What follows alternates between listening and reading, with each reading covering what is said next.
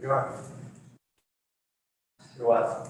Good morning. I am Senator Keisha Ram Hinsdale. This is the Senate Committee on Economic Development, Housing, and General Affairs, meeting for a special hearing on flood recovery and climate resilience on October 19th. I will pause and let my committee members introduce themselves. I know we have a lot of people watching on YouTube, particularly some of my students and some students we've been talking to from across the state who are really interested in being a part of both immediate and long-term solutions around the topic we're discussing. So I would love for everybody watching to get to know the committee. If there's anything you want to say about our visits or priority this session, you're also welcome to do that. Let's start with Senator Cummings.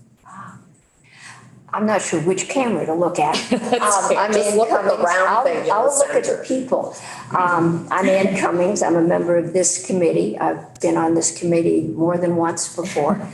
I chair finance, and I think I'm really working on trying to find some money to help towns recover both the loss in their grand lists and just starting to think about all those essential services like water filtration and water treatment plants, fire departments that towns lost, and just trying to figure out where the needs are and having money available. That's great. It is of great value that 3 members of this committee, including the chair, are on Senate Finance. So what we do here, we have to figure out how to pay for it there. That's right. Thank you, Senator. Allison Clarkson, Senator, Windsor County District, Majority Leader of the Senate, Vice Chair of this committee. Clearly one of our top priorities is going to be climate change mitigation in all forms, but it's going to be a challenge because it's long-term. It's not happening tomorrow.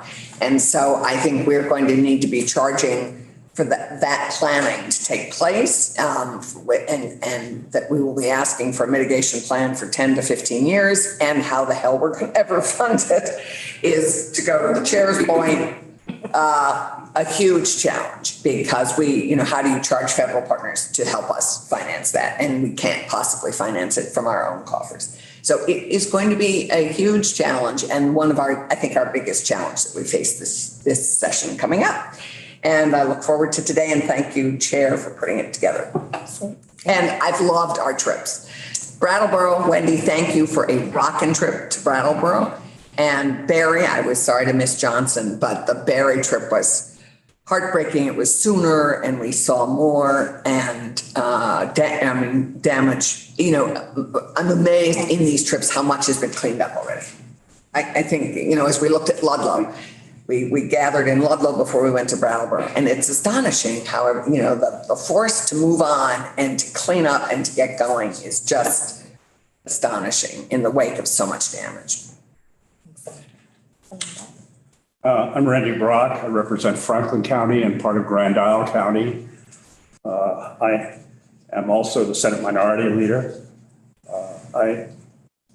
This is a major problem, as we all know, and the issues are restoration, and always anticipation of the next flood or the next disaster, and our preparation for it and our ability to move quickly. We learn every time one of these things happen, unfortunately, and we still have a lot of learning to do. I too serve on the Finance Committee, and I'm very concerned about how we pay for what we do, and that we do so in a way that also does not hurt Vermonters who are among the highest taxed people in the nation. And as a member of the Finance Committee, which should really be called the Tax Committee because that's what we do, we're going to be very, very careful about what we do and judicious about how we do it. So thank you. I'm Wendy Harrison. I represent Windham County, and I live in Brattleboro. And as Senator Clarkson said, we had a field trip to Brattleboro, and very impressed by what has been done at Melrose Terrace, which is a low-income housing development. Work there started more than 10 years ago. somewhat in response to Irene, but they had also had flood issues prior to that. And it took a lot of money, but it also took a lot of support and a champion. So the human part of this, I think, is as important as the money part. And partnerships. The Vermont River Conservancy was hugely important in the current floodplain restoration that's going on.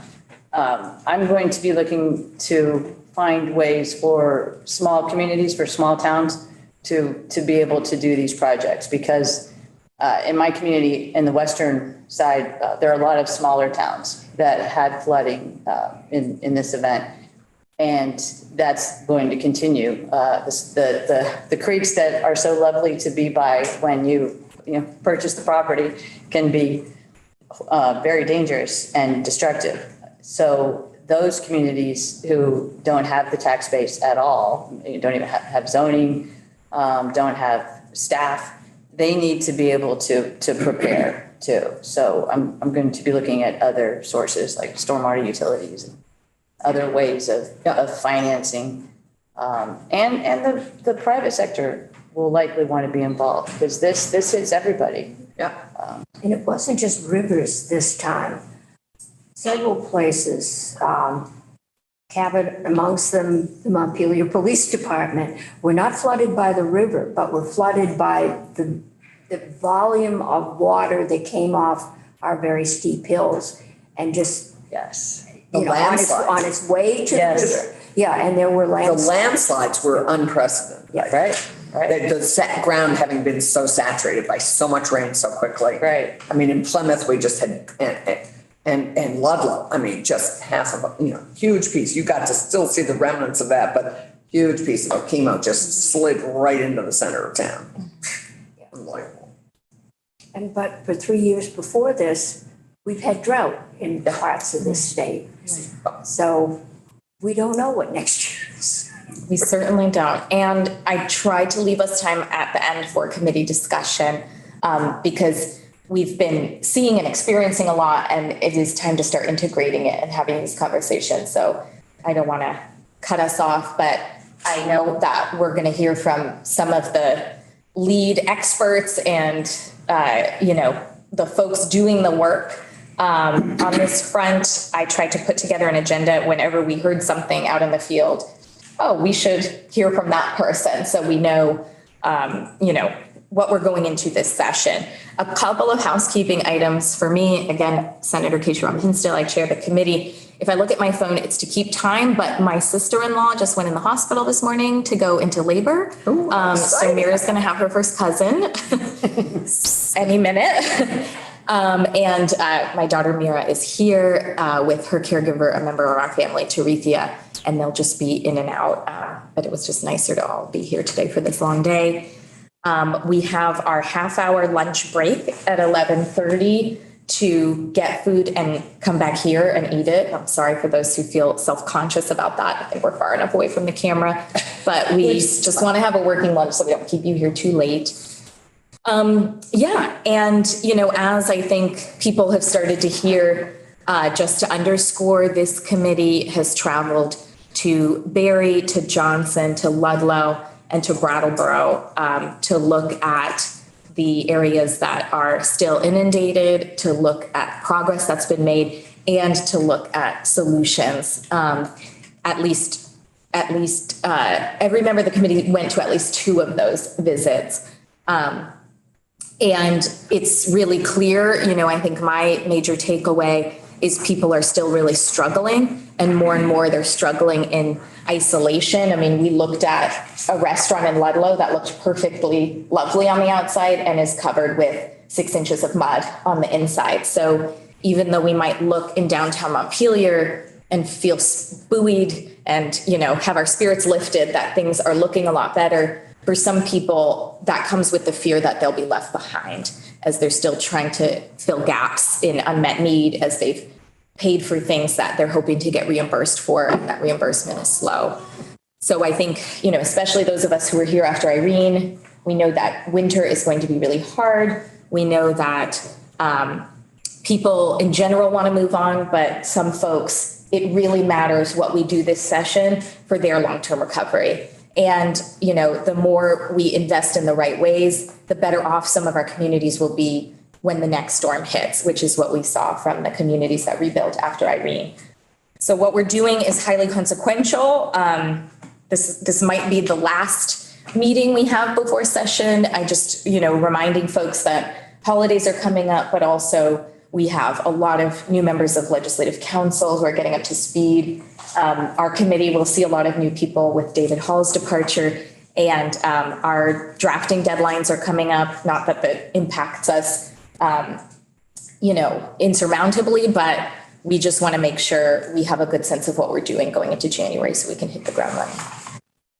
So with that said, again, thank you all so much for being here. And I just want to note, we may or may not have Dr. Leslie Ann Dupini-Giroux, our state climatologist. She was in a car accident yesterday. She's okay, but we said if you wake up and you don't feel up to getting on Zoom, that's also understandable. So we appreciate Doug Farnham taking the first slot, our Chief Recovery Officer. And I'm happy to, you know, share any more context, but I've also talked to most of our witnesses individually about what we'd like to hear, which is a reflection of our trips out in the field and the unanswered questions that we have about our recovery plan and our progress thus far. Thanks, Doug. Thank you, Madam Chair. So Doug Farnham, Chief Recovery Officer for the state of Vermont. Since my appointment in August, I've been very fortunate to spend a great deal of time with the Vermont Emergency Management Agency of Natural Resources, Agency of Transportation, working on the immediate recovery and response to the July floods. And based on a few things that we've heard as part of that work, we are concerned that there's some misunderstanding around our resilience work. So I think the team is going to try to be clear throughout the day today. Resilience work has been happening and will continue. It's something that the state has been focused on across the Shumlin and Scott administrations. It's something that's woven into the everyday work of state government and the Agency of Transportation and Natural Resources in particular. And it's something that we've continued to prioritize, from how we design our bridges, roads, and culverts, to the land we can serve, to the implementation of hazard mitigation projects and buyouts. And I would, as an example of that, I would cite the Flood Resilient Communities Fund that the legislature approved funding for just a couple of years ago. You know, so prior to this disaster, that program was designed to help support buyouts that didn't fit the cookie cutter mold that FEMA uses for their buyout program, right? So some situations don't meet the FEMA regulations and they still make sense. So that Flood Resilient Communities Fund helps Vermont make practical decisions and buy out properties that, you know, don't match FEMA's flood maps precisely. And although the scope and scale of the flooding this summer was enormous, the fact of the matter is Vermont has had a federal flood declaration every year since 1990, which I did not know before coming into this role. So for the last 33 years. And with the exception of Irene, they were more localized, but obviously significant to the Vermonters that were impacted. Because in order to have that federal declaration, there needs to be significant enough damage on a per capita basis, to meet a pretty decent threshold. And this is why improving resilience in the face of climate change is foundational to our work in state government. There's no silver bullet. There's no one project in a community they'll make it flood proof. I remember hearing the phrase flood proof or climate proof recently in national dialogue. That's not a thing. There's Mother Nature will do her thing, and we can only do our best to prepare and to mitigate. And there's no proofing. There's just resilience, and there's making the most practical structures and infrastructure that we can. So it's many pieces and parts woven together and reduce the sort of catastrophic damage we saw this summer and allow us to respond effectively and recover more quickly. And this is a work in progress. As Senator Clarkson said, it's going to take, we have short-term responsibilities and we need to move quickly and we need to move on the short-term and medium stuff, but it will be a long-term effort. Some of the projects from Irene just finished several weeks before the flood. We received we closed out the last project just a couple of weeks before the July event, which was an interesting aspect of timing, certainly. So this is a work in progress, and I think the main debate and considerations for the General Assembly will be how quickly we need to move, how much funding, as the members of Senate Finance said, how much can Vermont afford to do with all of the other priorities that the General Assembly has to balance.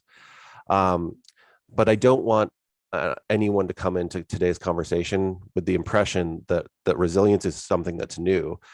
The administration and the General Assembly has been paying attention to resilience and investing in it for a number of years. It might just be a question of pace and of course, responding to this massive event that impacted over 6,000 Vermonters. Senator Cummings. No, Doug, you said that there was, is it the Vermont Recovery Fund?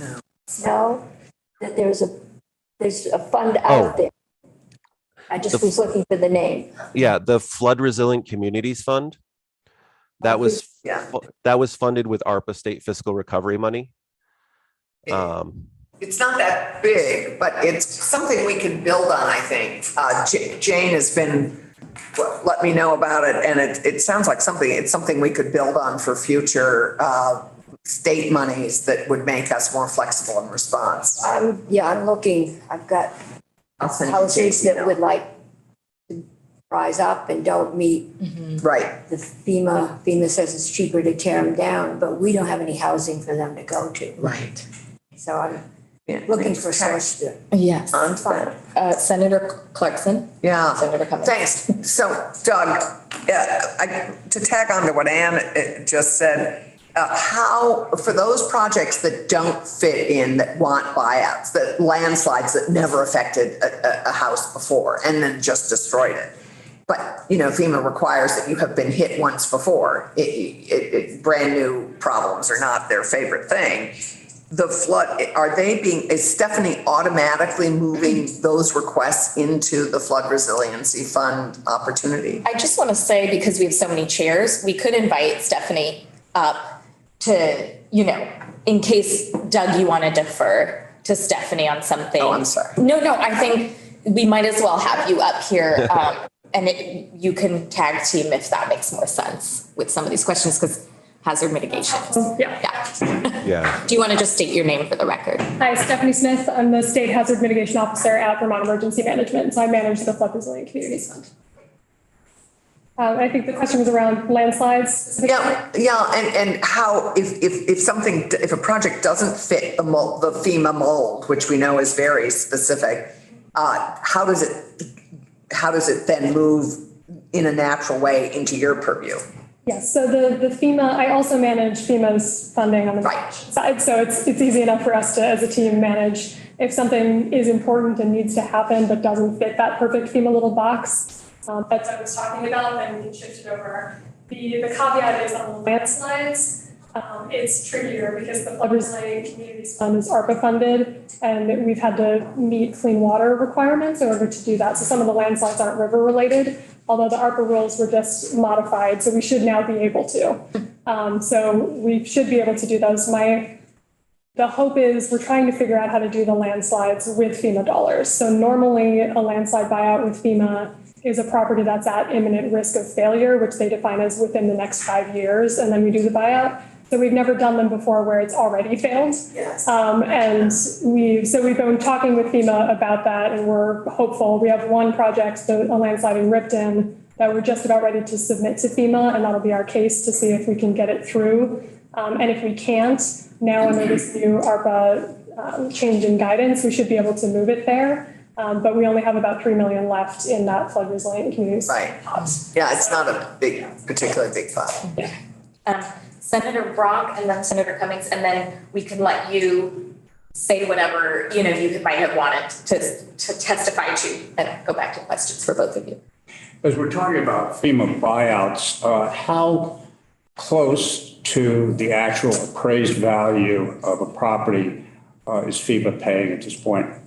Great question. So the appraisals are based on if they were impacted during this event, a day before the storm appraisal. And FEMA covers 75% of the cost. We have a general fund allocation from a couple of years ago. We have about 5 million left there, and we're using that to cover the match. So that'll get us to about 20 million worth of buyouts on the FEMA side if we have that money. And do you have it looks any- like we do. I'm sorry. So yeah, so we'll be able to cover 100% of buyout cost on the FEMA side, and then the Flood Resilient Communities Fund covers 100%. So it's a full current market value the day before the storm. Do you anticipate being able to meet the need?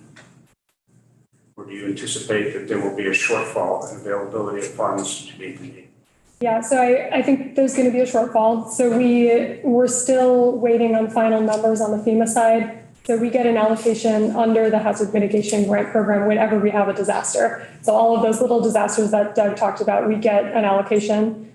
This one, we're anticipating over 30 million. Irene was about 32 million. So this might even go higher, but it depends on the final disaster total, which is still a bit in flux at this point. So I think we'll have What did you say the Irene total was? I'm sorry. 32 million. 32? And I think we'll have pretty close to that Yeah. in this event also.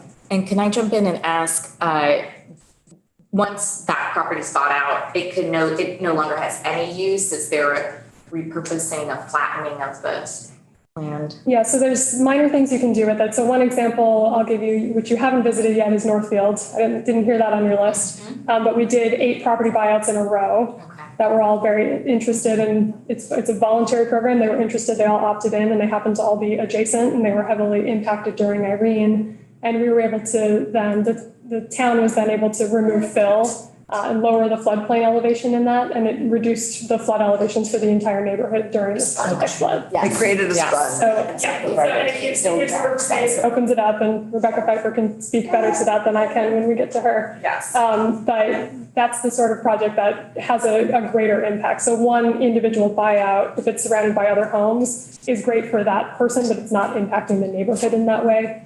But an example like, and Melrose, which we also funded through a FEMA grant, is another example where we were able to reduce risk much more broadly, and that project has been incredibly successful. Oh, yeah, Save Brattleboro this time. I have another question about Senator Cummings. I've said it before, I've got houses that want to elevate, and FEMA says it's cheaper to tear them down and buy them out. If the legislature with wisdom decided to allocate some money, not ARPA funds, would you help those places that just fall between the cracks? Would your fund be a good place to put that? Yes, so we can do elevations with FEMA dollars. There's some specific requirements around that. It's harder than buyouts, which is what you're noting. And yes, I think there's a place for other elevations. And we work really closely with Rebecca Pfeiffer and the DEC Rivers team to help us figure out what are the areas where elevations do make sense and what are the areas where they don't. Because they're going to make sense in an area where it's an inundation flood risk, which is water going up and down, and not an erosion risk, which is water moving quickly through. So there's areas where it makes sense and areas where it doesn't. And the Rivers team is who we look to and partner with to help us make those determinations. But yes, we could certainly, if there was a future iteration of the Flood Resilient Communities Fund elevations. I think the thing that's exasperating a lot of this is FEMA buys you out, and even if they buy you out at 100%, there's no house for you to buy, and your kids are in school, and you live in this community, and maybe up in the kingdom you'll find something, but that's a whole dislocation of a family. And I think that's making this kind of more intense for people. Yeah. FEMA trailers don't work for everybody. No, they don't. I can highlight one other project on that note. So the Flood Resilient Communities Fund has been absolutely critical for us to be able to be creative outside of FEMA's molds, to be able to do the projects that make the most sense in our state. And one of the projects that we're working on now is with Tri Park in Brattleboro. And that project, the entire premise of it was, how do we keep people in their community, but give them a safer place to live? And so they have funding separate from us to build infill sites. within the same community, and then we're purchasing new homes to put on those sites in conjunction with demolishing the ones that we don't want, that are in a risk zone that we don't want built on anymore. So it's those sort of opportunities that we've now had with this availability of this ARPA funding to create the projects that make sense and to swing it back to how do we make sure people have somewhere to go. So we've been able to be creative in that way through that program. In terms of the immediate need to rehouse folks, do either of you have an estimate of successful rehoming? How much FEMA's been able to find land for trailers or buy out properties? It seems like it's been a tough slog. It has. I think Doug might have more numbers than I do on that. Oh, you're muted. You're muted, Doug. Yeah. Had to do it at least once. One thing that's interesting and we've been grappling with for the last couple of months is that there are about 250 households, actually 240s, low 240s, that are eligible for the direct housing program through FEMA, meaning their homes suffered significant enough damage. They exceeded a threshold that FEMA has, $12 per square foot, so that they could get this direct housing. And we're seeing that less than 40 households are actually participating in that program. So about a sixth of the eligible people are participating. And that doesn't really line up with our conversations with the community and with people from community action agencies, other volunteer groups are seeing a lot of people that need help finding a place to live.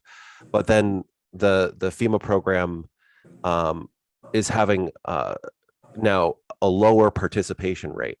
So we're still trying to grapple with that and trying to figure out what's going on there. FEMA has said that they've contacted all of the people that are eligible, and basically people have to turn it down. But I do think there are a fair number of people that are struggling because they've just gone through a traumatic event. It's very complicated. There's massive amounts of paperwork, and we're still we're working with Capstone on getting disaster case managers in place. And then we're going to also we're trying to put temporary case managers in place until the Capstone case managers can be hired and trained. Because we are seeing a gap in people just being able to navigate the situation, because a lot of people are overwhelmed and they're in a situation where they just don't have enough money to address their needs in the short term. And that's very difficult to fight your way through. Senator Clarkson was asking, what is our case management capacity right now? Yeah, how many disaster case managers do we have, and are they all with Capstone? So, unfortunately, our capacity right now, our official capacity is 0. So the only way that this has been being met to date is through volunteers scattered across different communities. So your level of support really depends on your community right now and how many people within that community have the skills to volunteer and the time and the capability. So it's very inconsistent, right? Some communities have a couple individuals that are spending a lot of time. Like I know Joellen Calderon from the Berlin area is helping dozens of families. And you can see the results of her assistance in those families getting more benefits, getting a place to live. But we applied for the grant from FEMA for disaster case management. We started working on that application shortly after the disaster hit. And after we utilized that program after Irene, but that was our only previous experience with it, was about 10 years ago. After we had substantially completed the application, we reviewed it, realized pre-award costs are eligible. So once that was realized, I gave the authorization to move forward with a contract before FEMA even gives us the award.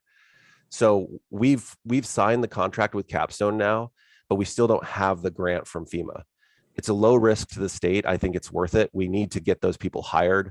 So Senator Unfortunately, our capacity, our official capacity is nothing. The community action agencies and the volunteer groups like Barry Up are the ones trying to provide this support right now. The hub in Woodstock has been amazing. Right.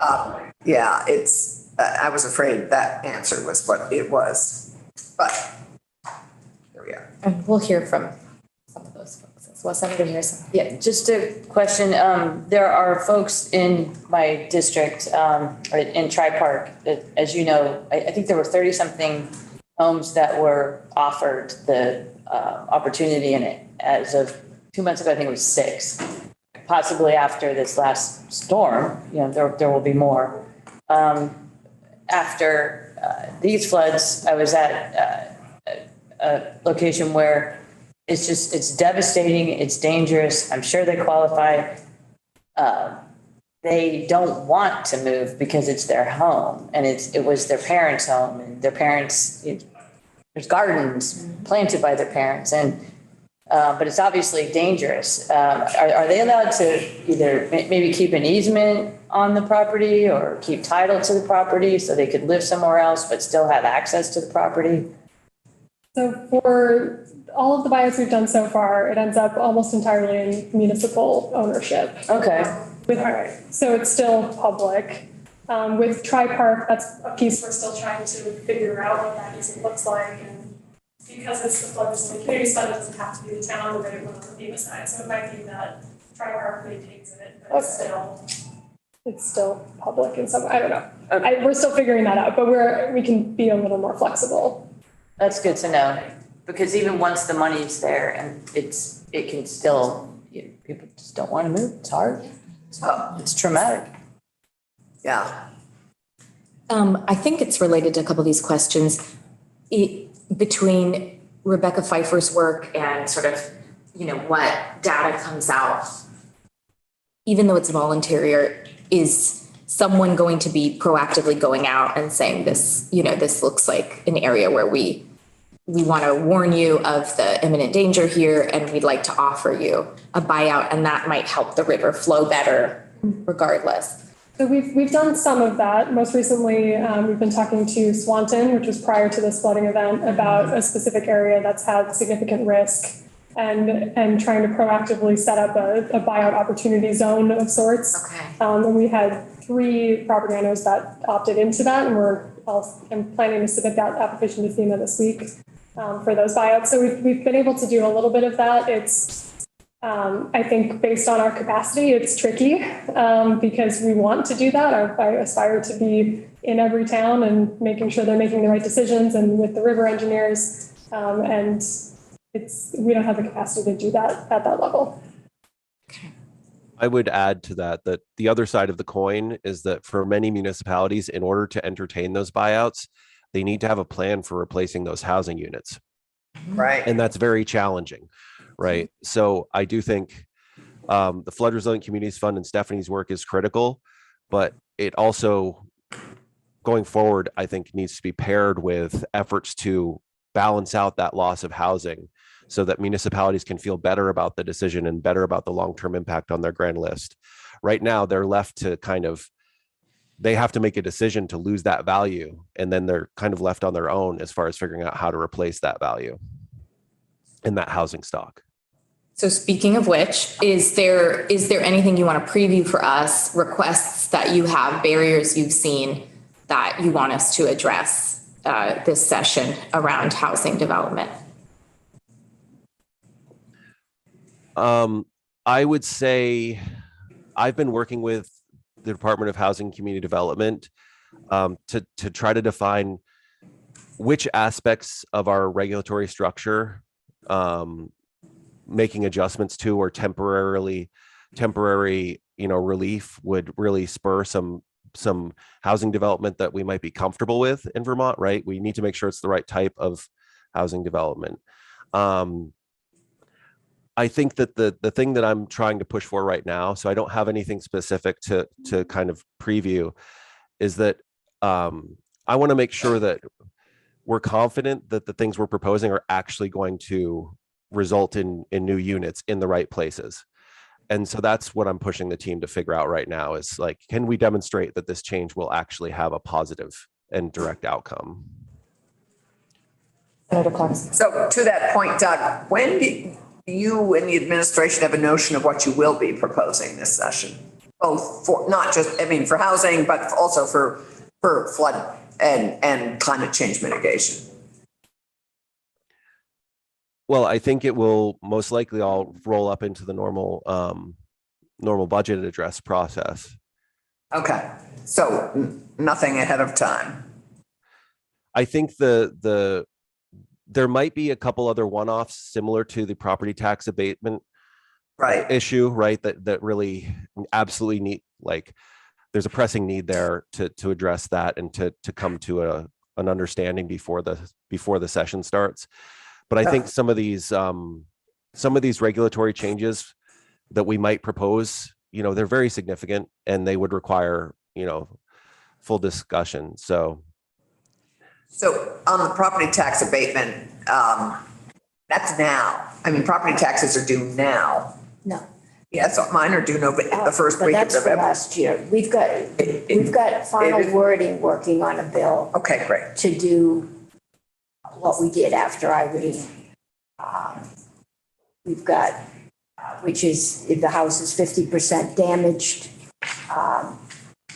if the town abates it, then they don't have to pay the tax to the state. That's cool. But the other thing we're looking at is, according, the law we passed said it has to be vacant or uninhabited for 90 days. We know when we went to Barry that it was warm in August and September, and it's still relatively warm in October. Yeah. So there are people living in second and third story apartments, even though they don't have any heat. They probably have their electricity back. So we're looking at not having code requirements for habitability. Basically, that'll be heat. So the intent is once we get wording, I'll send it out to at least my towns. But we'll send it out to the league and just get feedback from the towns. Right, that would be great. So I think one thing that we've touched on a little bit is that some of the towns could experience a real hollowing out if they can't replace the housing in their own jurisdiction and people see more housing being built in Chittenden County or elsewhere for population centers. Is there something specifically you want us to be looking at to help communities build where it's safe in their boundaries, land banks, just sort of planning ahead for where housing could be built, wastewater, sewer infrastructure?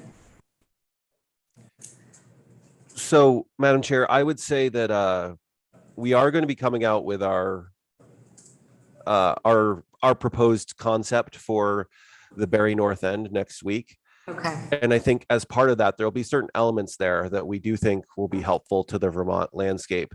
And I do think, mixed use properties where you're blending different income levels and you're making sure that you're creating kind of a diverse neighborhood as opposed to, our traditional approach of, this type of structure and that type of structure.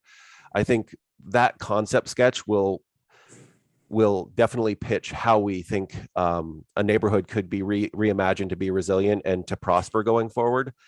Of course, it's also an expensive vision, and it's one we've been clear we need federal funding to support.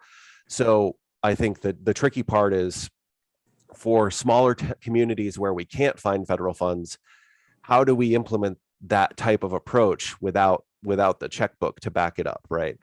So that's a tough nut to crack, but I am working with HCCD on a couple concepts to try to solve for that.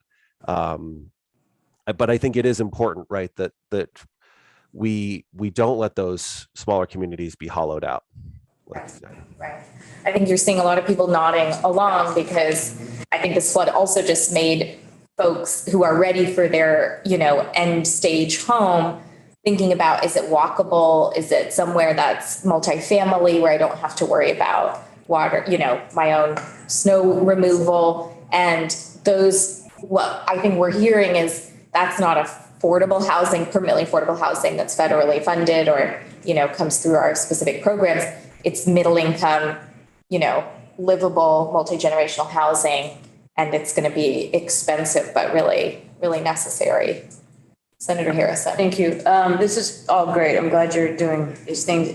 Are you also looking, y'all broadly, at engineering options when it's just not feasible to move everyone out of the, maybe not a floodplain, but near a floodplain? Because there are communities right on the river that need to continue. And there are ways to raise buildings. Are you also looking at that? Yes. So Doug, do you mind me taking that one?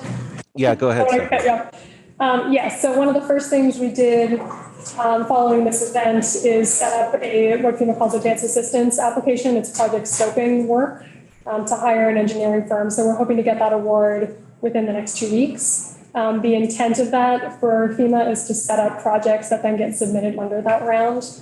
But we'll be looking at some of the hardest hit communities, looking up and downstream, trying to figure out what larger opportunities are possible. So things like the Brandon Overflow Culvert, which was funded through FEMA following Irene, that now the water gets to go into this overflow culvert instead of covering all of downtown. So looking for those sort of opportunities, or like the two projects we were talking about at Brattleboro, are there larger, significant floodplain restoration projects upstream that we can do? So that is hopefully something we'll be able to be starting in the next couple of weeks with the FEMA awards. Senator McCormick, Dick? at any point, if you want to join us up here, you're more than welcome. Thanks, I'm observing, I'm gonna. You're next to the baby, so you're the best seat in the house. Yeah, you're the best. You're right by Mira. It's pretty great. Any other questions? Well, so many, but they may all just sort of pop up. To have a chart of all the Yes. agencies and programs. It's not a bad idea. That'd be very helpful. It works. And especially if there are deadlines that folks need to be aware of if they need to apply for any of these programs. It would be helpful to know because communities and, select board and just neighbors can help talk to the people who don't want to move, for example. And if we know the deadline, that would be good. If there is a deadline. May I just say that one of the things I think that in the 12 years since Irene, I have heard on the positive side of all this is that I have heard both on Vermont Public and just generally in conversation with with all the different agencies, is that we are much less siloed. And we all know we still have more work to do on that, but that people are really appreciating the work, the breaking down all the barriers between agencies and departments so that we can row this boat together. They are, I think there is definitely improvement in how de-siloed we're becoming, which is great. So I would just like to applaud our efforts and work to continue to enable the de-siloing. Because it's so constructive. Shovel and putting natural resources and transportation and offices next to it. Yeah, well, that would help a Telling them to lot. work it out. Yeah, but it's all going to take all of those Yeah. expertise working together to solve it. And I don't think we're ever going to solve it, but we're at least going to make progress. Yeah, I mean, I think that's a good note to transition. If I didn't say it before, I'm probably going to say it again as we start session. Climate resilience is now everybody's concern. It's every committee's concern, if it wasn't before. So whereas infrastructure concerns might have lived in institutions, transportation, and natural resources, it's clearly affecting property, lives, our downtowns, and we need to start being as fluent in these issues as well. So we don't want you to come feeling exasperated. We just want to know what you're doing, amplify it, be helpful, and we're also extremely grateful. Clearly, we're just here to get the answers that you have because you're thinking about all these things. And we really appreciate it, and I know Vermonters appreciate it as well. So, Senator Cummings. I think the thing that I'm concerning is right now we're all focused on flooding. But we could end up with drought and fires. And heat It's as they had in Western Oregon where it's a Right. rainforest and they were never going to have fires because we're having trouble staffing volunteer fire departments. I doubt that many of them are equipped or trained to deal with that kind of climate emergency, which that's the hard thing. We might not have another flood for 50 years, but we could have forest fires in 5. And we could have a storm this winter because of the heavy wetness of the snow. We could have something that took out power for weeks. Right, I mean, I think this year, Well, that we are working on. right, we saw record heat, Yes. record smoke levels and air quality concerns and record flooding. So I guess that is probably a good thing to touch on before we move on is, how you all are thinking about other hazards that we're expecting to come in quick succession into the future. Yeah, winter coming up. And I'll mention, I know Senator Clarkson mentioned the statewide planning process earlier, so I think this is a good moment to bring up the state hazard mitigation plan, which is a document that we update every 5 years. It cuts across all natural hazards that we have going on. It's a multi-agency effort. It includes participation from stakeholders well beyond state government. And we had a draft for 2023 before the July floods. Right. We weren't able to integrate much learning from this event into that draft because we're on a tight timeline with FEMA. It's due November 17th. We just sent the draft back to FEMA yesterday with their comments addressed. So we're almost done with that process for this round, but we do it every 5 years. So there's opportunity there, and it addresses all natural hazards in the state. The majority of what we fund is flood related because that's what's easier on the FEMA side. And it's also the Flood Resilient Communities Fund was set up specifically for flooding. But if that was expanded to include all hazards, we'd be able to fund other things too. Ask for that. Could we ask for that to be, who's that being delivered to, the state mitigation plan? Draft update. The draft, who is it being delivered to? Yeah. We can give you a copy. It'd be kind of to send to this, Yeah. actually all the Senate and House, I think it's on everybody's, if you'd send it to the entire legislature, I think we'd all appreciate it. Okay, yep. It's almost final, so we might wait for that final sign off if that's okay and send it in November. Yeah, in November. Oh, yes, whenever it's Yeah, when it's official. finished. Yeah, well, that was my question. What is the precise title of that plan? Is it state mitigation plan? It's the State Hazard Mitigation Plan, which is Hazard. the FEMA title for it, but we're required, there's a specific list of all these things we have to do that are FEMA requirements to meet in that document. Thank you. Does it include the hardening of the electrical supply So that's. system? Because we've had some issues. That's what happened with ice and the heavy snow. People were without power. Yeah, it's addressed in the ice. We have an ice section, a snow section, all of that is. Okay. Yep. And then a very detailed vulnerability section that addresses, here's what we're most concerned about, here's what we need to be protecting going forward. The one thing I want to say I'd be looking for that I hope is included is language access. I think we were fortunate that more areas weren't hit that have large populations of non-English speakers or limited English speakers. But where we know just a handful of people are facing those barriers, it really feels like they could have used a case manager, like everyone, but particularly not even being able to understand what's available to them, let alone in plain English, which we're all having a hard time. I thought that was included. Is it included? So it's not in the state hazard mitigation plan. Okay. Oh, it's not. Okay, it needs to be. I thought we'd done that with GovOps, with your work earlier. Yes, we had. It never became legislation. And I always said emergency communications is my biggest concern. But If I may, Madam Chair. yeah. And then we'll So go. I think the language access element, that would probably be more appropriate for the state emergency management plan. Yes. Hazard mitigation plan is more of a long-term, planning document, but the emergency management plan is more about how we react to disasters. So I do think language should be addressed in that document. If you can pass that along to somebody, I would appreciate that. I am having frequent conversations with public safety, so I'll make sure to mention that, Madam Chair. Thank you. We knew it was a problem with the pandemic, but we were only blessed that it was slow rolling and slow moving to some extent. But if we had to evacuate people quickly, we were not in a good position to do that for places like Winooski, or just large populations that are not speaking. Increasingly many of our, Brattleboro. Yes, right. We have huge numbers. May I follow up on that? Just, Yes. sorry, I know, or you can go, I know we're trying to move on. The, just something that was frustrating, was not having the emergency shelters designated in advance.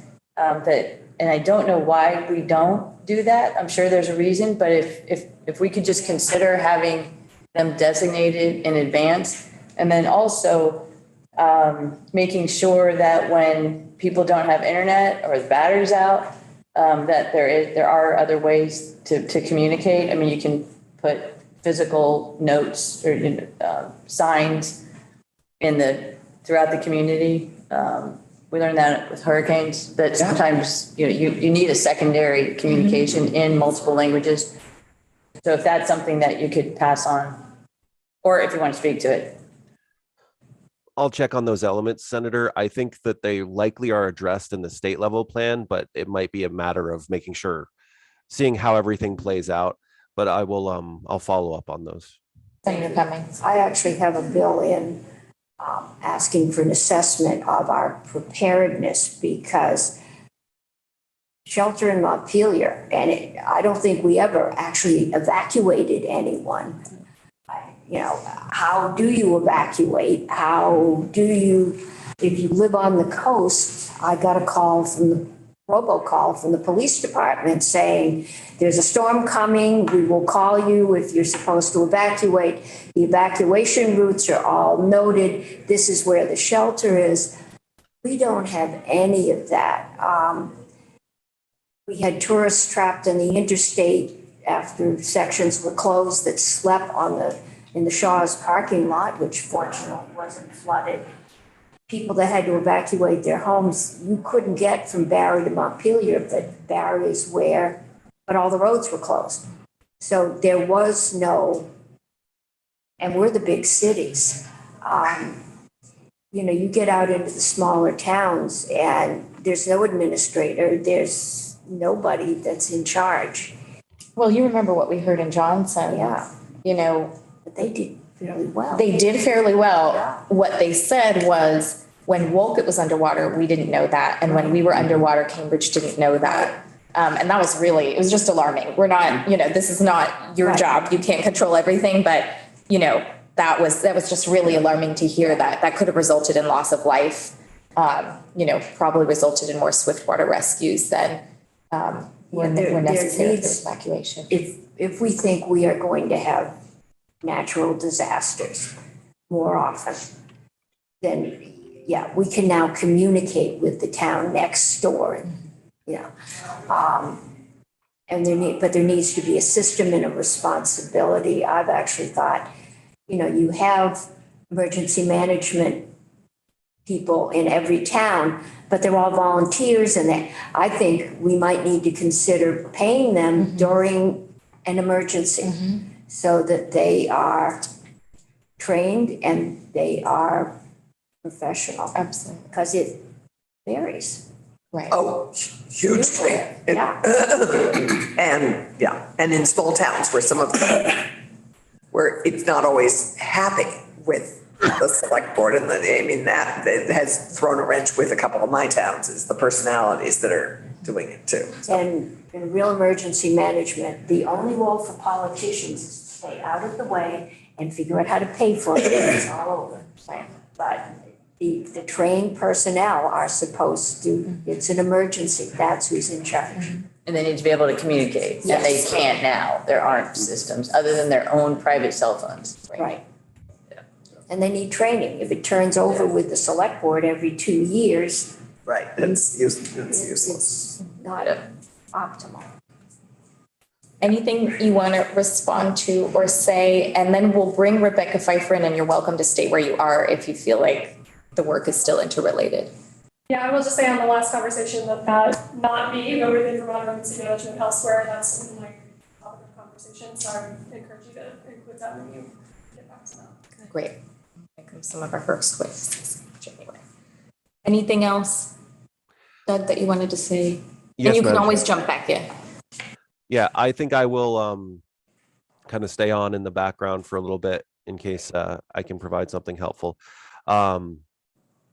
One thing I wanted to make sure the committee was aware of is that we do have temporary access, more direct access to some federal partners than we normally do. So FEMA has an interagency recovery team process where they mission assign federal partners to come and talk to us about their programs. I'm not certain that it will result in additional opportunities for Vermont, but it is very possible that we may be able to identify additional opportunities for Vermont through that process.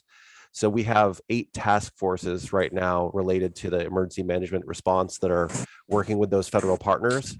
And I just wanted the committee to be aware of that element at play right now. Right. Great. Thank you. You. So you can stay, where you are. That makes sense. Oh, I saw your name on Zoom, so I was thinking that we didn't have you physically here. I prepared testimony, which I feel like in some ways with the conversation that's happened is maybe not as necessary. That's okay. We're fluid and flexible. Yes. You don't say. And We never stand.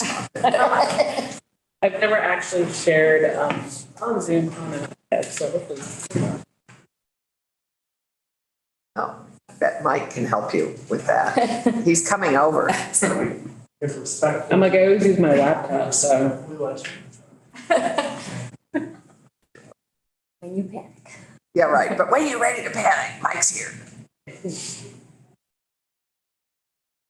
Okay, hopefully this should work. That looks good.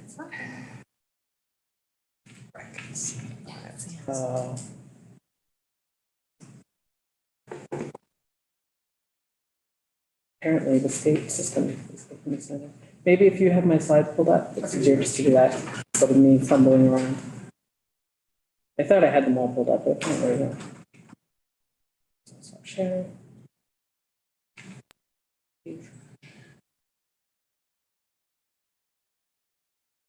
The flood presentation. Yeah.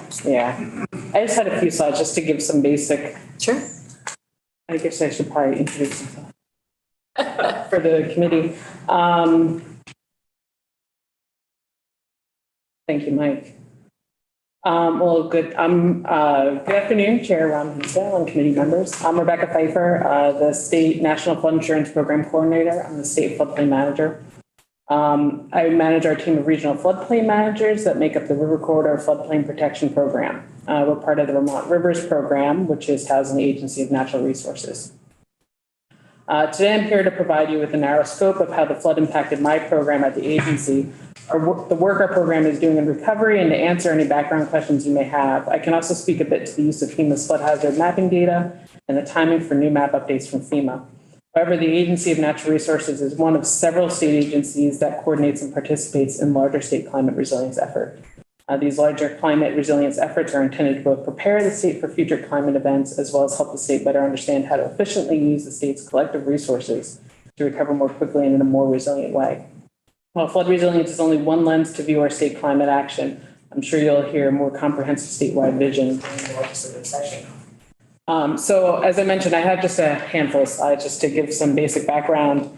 I've been in my position as the state NFIP National Flood Insurance Program. I'll probably slip into NFIP since 2019, and I've worked in our floodplain management program since 2006.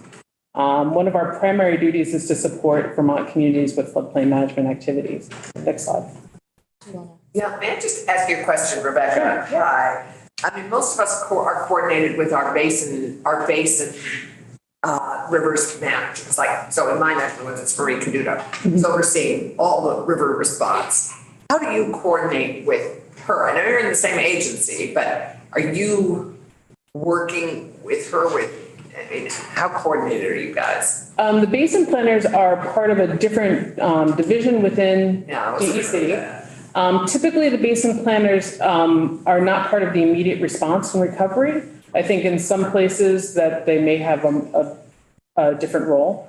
Typically, a lot of the response and recovery within A&R, and I'm not the expert on this, but just generally from my experience, it's our rivers program, spills response. Our rivers program includes our floodplain management program, our stream engineers, and our river scientists. Right. And then we also have spills for fuel leaks and things like that. Our geology folks, I'm sure I'm probably going to leave folks out. Geology, wastewater, on-site folks. So that's the basin planners, I feel like, but they can speak better to what their role is. But I think they tend to be more on the recovery side, where they may be looking at how to connect different projects to different funding sources or what other state funding sources we may have. So basin planners, their primary role, to my understanding, is I think to speak to like clean water projects, helping to guide projects through different funding sources. Yeah, which is a little challenging for all of us. Anyway, we can follow up on that, but it's, Okay. to have a basin crowd and then a separate rivers program seems to me odd, but anyway. And I can speak a little bit more to that. Maybe we'll come back to that if that's helpful. Yeah, no, I didn't mean to do that. I was just curious about the coordination. I'll just make a note.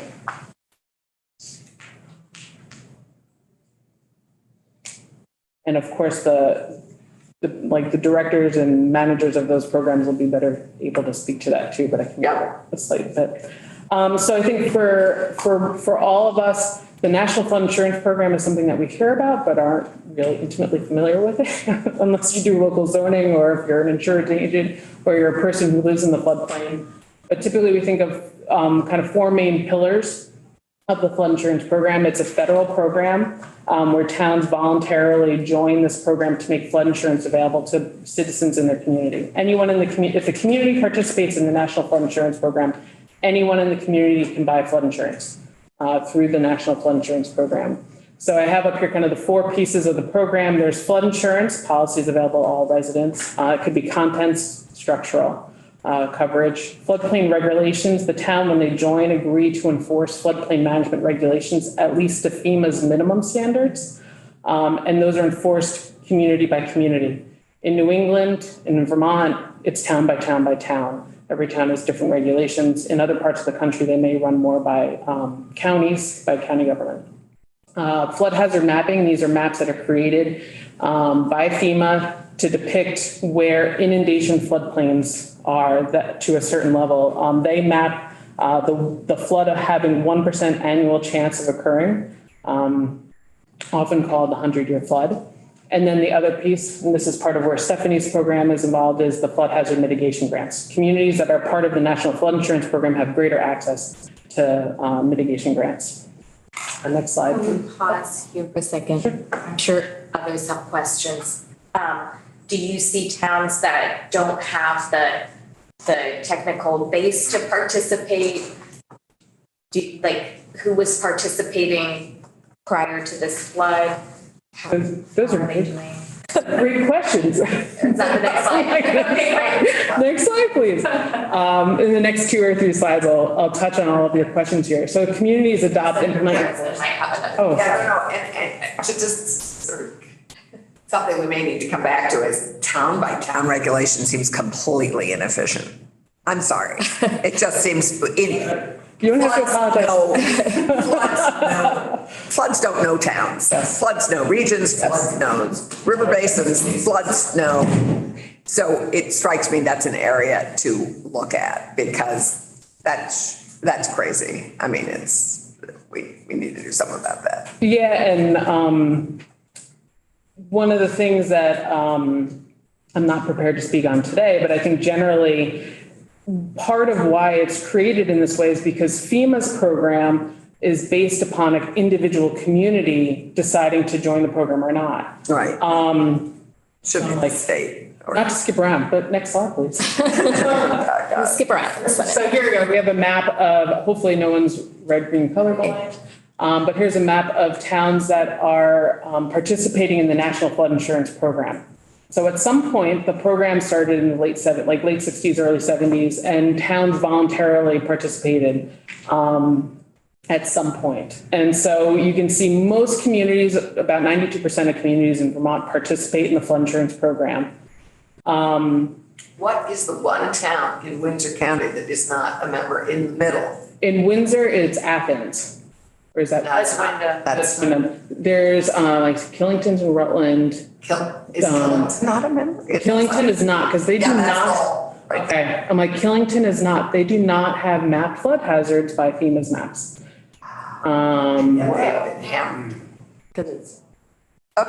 It comes Yeah. down. So, I mean, in the broad strokes, the areas that are non-participating are in the Kingdom, and in the Green Mountain National Forest. You see kind of like along the spine there where we have really small towns. No one lives there. You have like Buell's Gore in Chittenden County. No one lives in, maybe one person lives in.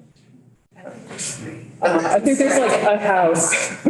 So, a lot of times, it may come down to capacity. It may come down to the community's appetite for local governance, like locals' governance or zoning, because flood regulations are essentially zoning, even in towns that don't have zoning. They have zoning if they participate in the flood insurance program, even though it's in that limited area that's mapped on those FEMA maps where they have some level of regulation. Right, and can I just comment, just some towns in my district didn't know that they had to have a floodplain manager, whatever the right term is. Yeah. Even though they didn't have zoning. Yeah. So that's worth clarifying. It is, and I think There's Athens. I can see little Athens. It wasn't right down Athens, there. it wasn't Athens. I'm like, it was part of the role of our office. So Some people do say Athens. Anyhow. Yes, the traditional it's like Alberg and Alberg. but yeah. You know, like people in the Alberg usually say Alberg. I've never. One of the things before I move on, I think to address part of your question is that, again, communities participate in the National Flood Insurance Program because it makes flood insurance available to their citizens. Flood insurance is a required element if someone is getting a federally backed loan or mortgage for a structure that's located in a FEMA mapped flood zone. So we have had towns, the town of Windham has joined the program because they had one person who was mapped in the floodplain. It's a very small town, and they joined to be able to make flood insurance available to the person who's trying to sell their home and realized they couldn't get flood insurance. So you could only have cash buyers then. So we may have people who were cash buyers and now going to sell, and they never knew they were in a flood zone, and now that adds complexity to their sale because it requires someone to now be able to secure flood insurance in order to use a federally backed loan or mortgage to purchase that property. Can I ask, can you instead, for whatever reason, get private insurance and achieve the same? Now you can so that's changed. When I first started this position, when I first started working, there was essentially no private flood insurance available, except Lloyd's of London. It was really expensive. It was usually used as like a reinsurance on top of the initial policy. FEMA in the early teens changed the makeup of how insurance worked in the past 2 years. They've changed how they rate flood insurance policies through the National Flood Insurance Program. But then they've also opened up the market for private flood insurance. And so that has played a much bigger role typically in other states, not as much in Vermont. So in Florida, after some of their large storms, there was kind of a collapse of, I don't know if that made, there was lots of issues with flood insurance coverage from the private flood market, and that a lot of insurers have pulled out of the private flood insurance business in more risky areas like Florida. Well, yeah.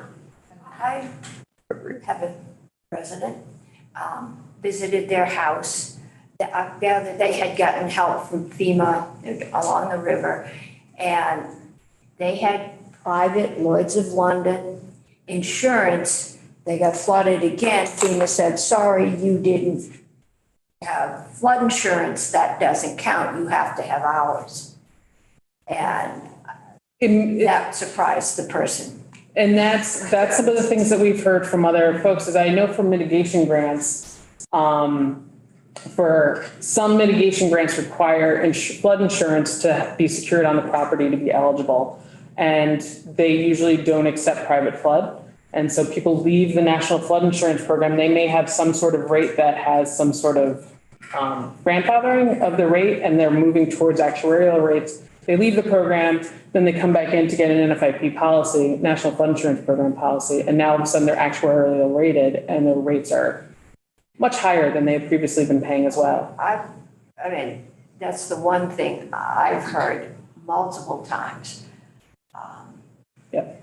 We got help raising our electric box up to the first floor, but we couldn't afford $10,000 a year in flood insurance. And 10,000 seems to be the number I keep hearing, which, given the average income in Vermont, especially in the communities that tend to be clustered on the rivers, that's your food and rent money to do that. So we've got them in a real bind here. Yeah. And what you may be speaking to, I assume, and Doug, I think is still on, and he may have some on this too, but it may be individual assistance. So typically after a flood, people who have flood insurance make a flood insurance claim with their insurer, just like you would a homeowner's claim. People who don't have flood insurance may be eligible for individual assistance grants, which is run through AHS now, I think IA, is through Agency of Human Services. Individual assistance is a grant. I think it's capped at $32,000 unless that's been raised. It's been raised 41,000. Thank you. And so with individual assistance, if you've taken individual assistance money in a past flood event, you are required to maintain flood insurance on your property in perpetuity. And so we have had several people where they weren't made aware of that, or that they didn't maintain it. Because initially you're put into like a group policy for the first couple of years. That group policy runs out, no one notifies you. They drop flood insurance, and then a flood event happens and they're not eligible anymore for individual assistance. I mean, I've been told, I live up on the hill, I should just, and this was at national insurance conferences, that I should just get flood insurance. We have got a mudslide, and that is not covered in homeowners. But it's really cheap if I live up on a hill. But if I live in downtown in the flood area, is it $10,000 a year? Is that a reasonable number? I haven't heard it quite except in coastal areas. I have heard policies like that. Part of what is difficult in knowing how the rating is that about 2 years ago, FEMA changed the way they rate flood insurance. So previously it was the same rate. If you were in a FEMA map flood zone and you lived in Texas, California, New Jersey, Vermont, you were given the same exact rate per amount of coverage. And they base that rate on how high above or below that flood level your home or building may be elevated. Since then, they've changed the rating, and it's essentially a black box to our knowledge. I mean, even our FEMA insurance folks at the region don't have access to the actual rating mechanisms. So that is what's difficult, because now each policy is rated on a variety of factors that brings it a little bit more to trying to get to true risk. So they're looking at like distance from flooding source. They're looking at all sorts of other rates. And so now it's a little less predictable as to what a rate may be. And we had people who may not have been in a FEMA map flood zone previously, but right near a stream or river, they would get a preferred rate in the past, and it would be a couple $100 a year. And now they're rated based on risk. So they're right next to the river. Their distance to the flood source is much lower, so their rate may be much higher.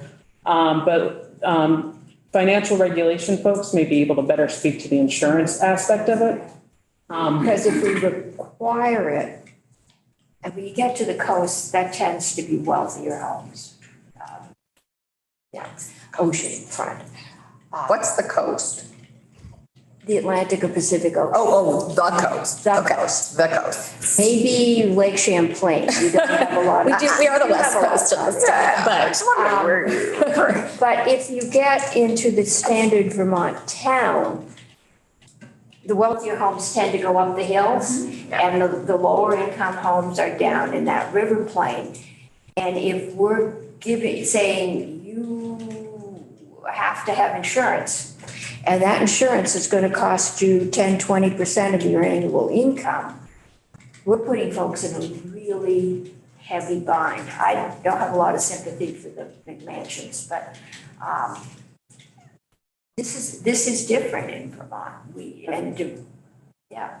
Well, and I think it's not a unique thing in Vermont, where I think a lot of states are struggling with this balance because there is an actuarial risk and a cost of living in floodplains. Right. And it's juxtaposed with where our housing stock may be and what the makeup of the housing stock may be. Right. And I think the other piece of that too is that in the early teens, when FEMA was tasked with coming up to changes in insurance, so they changed how insurance, led to the change in insurance rating and changed to opening up private flood insurance. They were also tasked with coming up with an affordability piece. So you're looking at what is your actual rate, but how much do you pay were different things, but they never developed that. And that's something that I know has been in conversation, but never developed. Senator Clarkson, I do want to make sure we can get to the flood map update. Yes. Oh, right, which is critical. Yeah. Well, I would just, I think it's actually very important that rates are based on risk. And one of the challenges here is that FEMA is all of us. I mean, taxpayers are all supporting people living in risky areas. So, this is, if we are concerned, I mean, the cost to the taxpayers nationally with all the mitigation as a result of climate change is going to be so huge.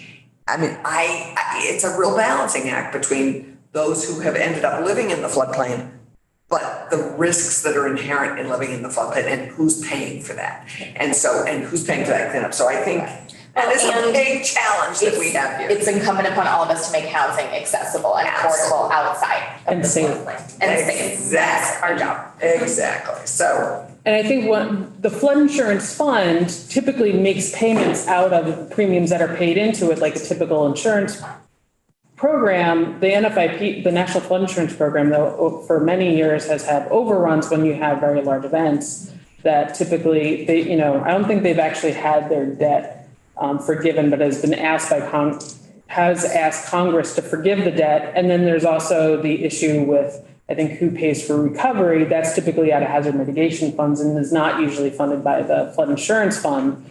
So there's kind of the two pieces where the flood insurance fund is in theory paying for the losses in floodplains, but because there's a very spotty amount of coverage of flood insurance, then you also have that gap.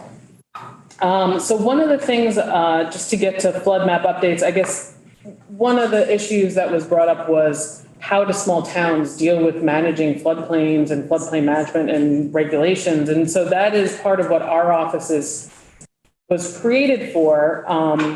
Our office, starting at 1 or 2 staff members. And right now I have a team, there's 5 of us, including myself. We're regional floodplain managers that help to provide support to our towns in different regions around the state doing local floodplain management. So if you have the next slide, just because I have it listed, so sometimes the visual is helpful for folks. Yes. This one is perfect. Thank you. So what our role is, we provide education and outreach support to our towns. We help provide recommended model regulations for towns to consider because the FEMA minimum standards haven't been updated since I think like the 80s or 90s. A long time. And so we have recommended models based on what we feel is a best practice given Vermont's flood conditions. We provide technical assistance to the community. So that might be people calling about flood insurance. It may be people calling about what can I or not do in a floodplain. It may be technical assistance also for mitigation grant work. We assist towns with their regulations. So we do have a state statute before any permit can be issued by a community for development in a floodplain for new construction or substantial improvement, but it has to be sent to our office for the ability to comment. And typically we're commenting to say, this is what you need to do to make sure it meets your regulations. Because the capacity is varied, we have some towns and cities that their staffs are rock stars. They do this day in and day out, and they don't really need a lot of support from us. And then we have other towns who really struggle. They're small towns. It's a volunteer, someone who didn't show up to a meeting one day and got like nominated to be their floodplain administrator. Or they're emergency operations, or they're the town clerk, or they're the select board, so the intent is for our office to provide that support to them to make sure what they issue as a permit meets not just their own regulations, but meets minimum FEMA standards, so that if FEMA were to ever say like there's a violation here, we're trying to help them cover their bases. And then the other piece we do is we provide post-flood permitting and damage assessment assistance. And I can skip over some of it to make sure we get to the flood mapping questions that you had, but if you can go to the next slide, I think one of the other pieces that's... Before you lead up, how many managers do you have? There's 5 of us, including myself. How many? 5 of us, including myself. So 6. She said including herself. 5, including Oh, myself. including Rachel, sorry, I missed that including part. So one of the pieces, just to raise this for the committee, is that after flooding, one of the responsibilities for all communities in the flood insurance program, they're required to permit any development, including post-flood recovery, that occurs within their MAP floodplains. A lot of towns, they're like, huh? What? How do we do this? I think the other piece is that this is the really difficult one, and I've heard some reference to it here, the 50% rule is substantial damage. So this is a FEMA minimum standard that our communities are required to do after a flood event, is to make substantial damage estimates for buildings. I have these slides available for the committee, so you can come back and reference this. But basically, the idea is if the damage to your structure, if the cost to repair the damage to your structure is 50% or more of its pre-flood value, that building is required to mitigate and meet the town's current flood regulations. So that has ramifications, big ones, because homeowners who don't have flood insurance, may need to look at what other options there might be as mitigation grants. So again, coming down to the shortfall of mitigation grant funding. It may be that they have flood insurance, but the flood insurance, they have access to some additional money to elevate their buildings or to mitigate their buildings, but it's capped at about $30,000, $31,000, which is not a lot of money for people to do that. It hasn't kept up. And that the towns, people have talked before about kind of the traumatic event that someone has lived through. Now you're being told your building needs to be elevated as you're trying to figure out how you recover and how you get hot water and heat in your building. How do I elevate my utilities? I need to get heat, and do I need to come back and redo this? It's a really hard thing, especially in very small communities, to go to tell your neighbors that our regulations are now requiring you to have to elevate your building. And the intent is that these are buildings that can get insurance. They're insurable buildings, and you're trying to mitigate the risk to those insurable buildings to reduce the need for additional mitigation funding in the future. But it's a really difficult element for communities. So we did provide a significant amount of support to our towns to collect field data to try to help them to do those estimates. But that last push of actually making the determinations and enforcing that can be difficult for a lot of small communities. So I wanted to raise that. And I think just to go to the next slide, I think this comes down to flood mapping. It's a little bit of a busy slide, but I want to have this information for you. There's questions about flood maps and how do we notify people of their risks. So typically we use our FEMA flood insurance rate maps. This map shows where we have in the map of the state, the blue communities are communities that have digital flood maps. So you can get them on the ANR Natural Resource Atlas. You can get them on FEMA's Map Service Center. They're pretty regularly available. The green areas are where we still have paper maps as the effective map. So that means that if you live in a town that's one of those green towns, you have to go and find the physical paper map. And they usually don't have actually any features except for like a road that may be named Town Highway 10. I'm trying to figure out where you are. Are you in that flood zone? They were made a long time ago. The graph on the bottom, it's a little hard to see, so I apologize for that, but it looks at the average age of flood hazard maps by county. The average age across the state is 27 years old. In some parts of our state, especially where we don't have those digital maps yet, those maps are closer to high 30s or 40-something years old. So Grand Isle, 42 years old. Franklin County, 40 years old. Like I find flood maps that are older than I am. So it's, that's an issue, I think, when we're talking about how do we notify. So we do have some indication of flood risk. In some places, this may be the best available data that we have, but it's very old and it's outdated. It hasn't looked at how our rivers have physically changed and moved. They don't look at how climate change has impacted how floods occur. So are you going to fix that stuff? Right. Well, this is not, these are not our maps. These are maps that are produced by FEMA. And FEMA is just way behind. I mean, we've heard this time and time again. We heard this in Irene, how behind FEMA is in updating their flood maps. Well, if you could go to the next slide. So this is like old news that they're behind. They are behind. They are in the process of creating new flood maps across the state that have some look at a rollout relatively soon, 2 to 3 years out, where we might start to see, we're getting to start to see work maps and draft maps coming out, rolling out, where they are going to be much better than what we have now. They will be digital. So for the northern part of the state, Addison County, we will have digital flood maps for the first time. But Vermont, New England in general has been, I think, the funding has been behind other parts of the country. And in New England, a lot of that funding has gone to coastal areas because there's a much greater amount of risk.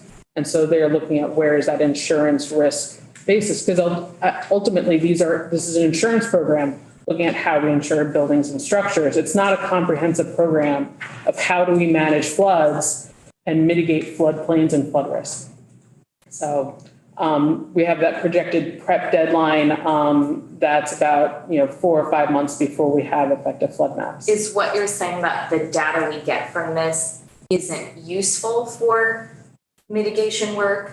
This data will be, this new data that FEMA is doing right now, it'll be based on LIDAR, so it'll be based on actual topography on the ground, much more accurate, or more precise, I guess you'd say. Like it'll follow the contours of land instead of just the big FEMA blobs that you might see on some other maps.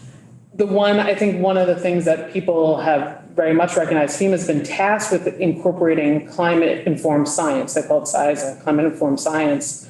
They have yet to actually figure out how to do that in riverine areas. So in the coast, you look at sea level rise, you can look at different factors. You can look at subsidence. In river areas, it's a lot harder, but there are ways to do that. These maps do not look at that climate-informed science, the maps that we're anticipating getting in the next 2 to 3 years. They're going to be maps looking at what past floods have happened and how that's what those maps are going to be based on, as our past flood history. And that can't change. They can't add this size. For FEMA, no.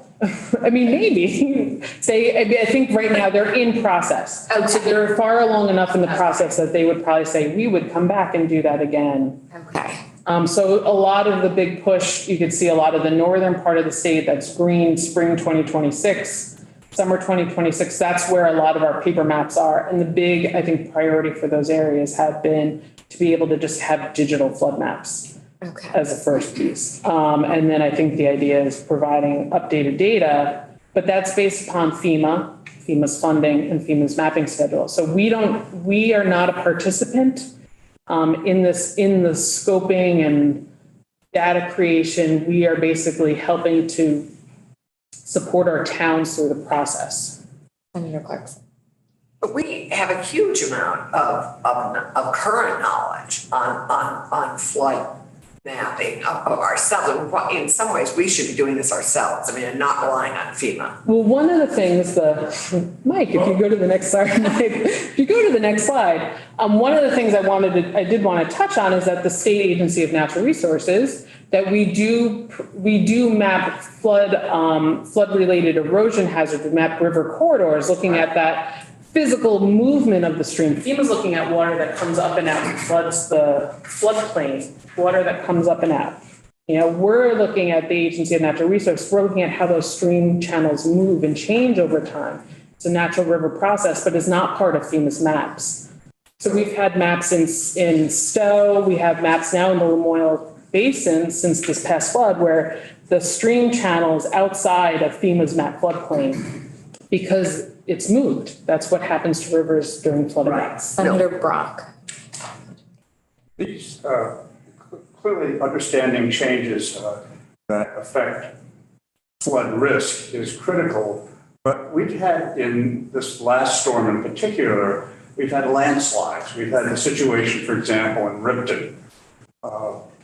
How does any of the work that's being done now to map things pinpoint those kinds of risks and also deal with the ability to fund the mitigation of those risks or the repair of those risks through FEMA? From FEMA's flood maps that we have in Vermont, they do not look at landslides. They're only looking at, again, that water coming up and out and flooding the floodplain. In the Code of Federal Regulations that creates the flood standards, flood mapping standards, there is language for looking at erosion hazards, I think originally intended for coastal erosion. And it also does look at alluvial fans and mudslide areas. But I think that was really intended more for out west. And I don't know how much that has actually been mapped. Maybe out west it is, but I don't know of anywhere in New England on the East Coast where they've looked at mudslide. My sense is that it likely would be tied more to where river channels may be. And so I think that's one of the issues that Stephanie spoke to about the buyout process using FEMA funds, because those landslides weren't tied to a river process, to the movement of the stream, like the river undermining the slope so it slides. This is due more to that like soil saturation and the underlying geology. So I think that that's something that I would not expect FEMA to provide any sort of mapping for in the future. Well, in the case of the homeowner who owns a home that's washed away or eroded away in that fashion, what type of insurance protects them, if any? I don't know. I mean, I think from a flood insurance policy, it will cover flood related erosion, even though FEMA doesn't map it, if it's tied to a flood event. I don't know how it works if let's just say that person has flood insurance, even though they're not on the stream or the river. I don't know if their policy would cover it, even though the landslide happened during a flood. I wouldn't be able to speak to like what other insurance there may be. Like I know in other parts of the country where there's wildfire risk, in other sorts of risks, there may be special rider policies. And I don't know if there is typically a landslide risk or a landslide policy. Well, I know that there are various places in Vermont where this happened most recently, and I would like to know just what person who owns a property should do to protect themselves from an insurance or other standpoint, one.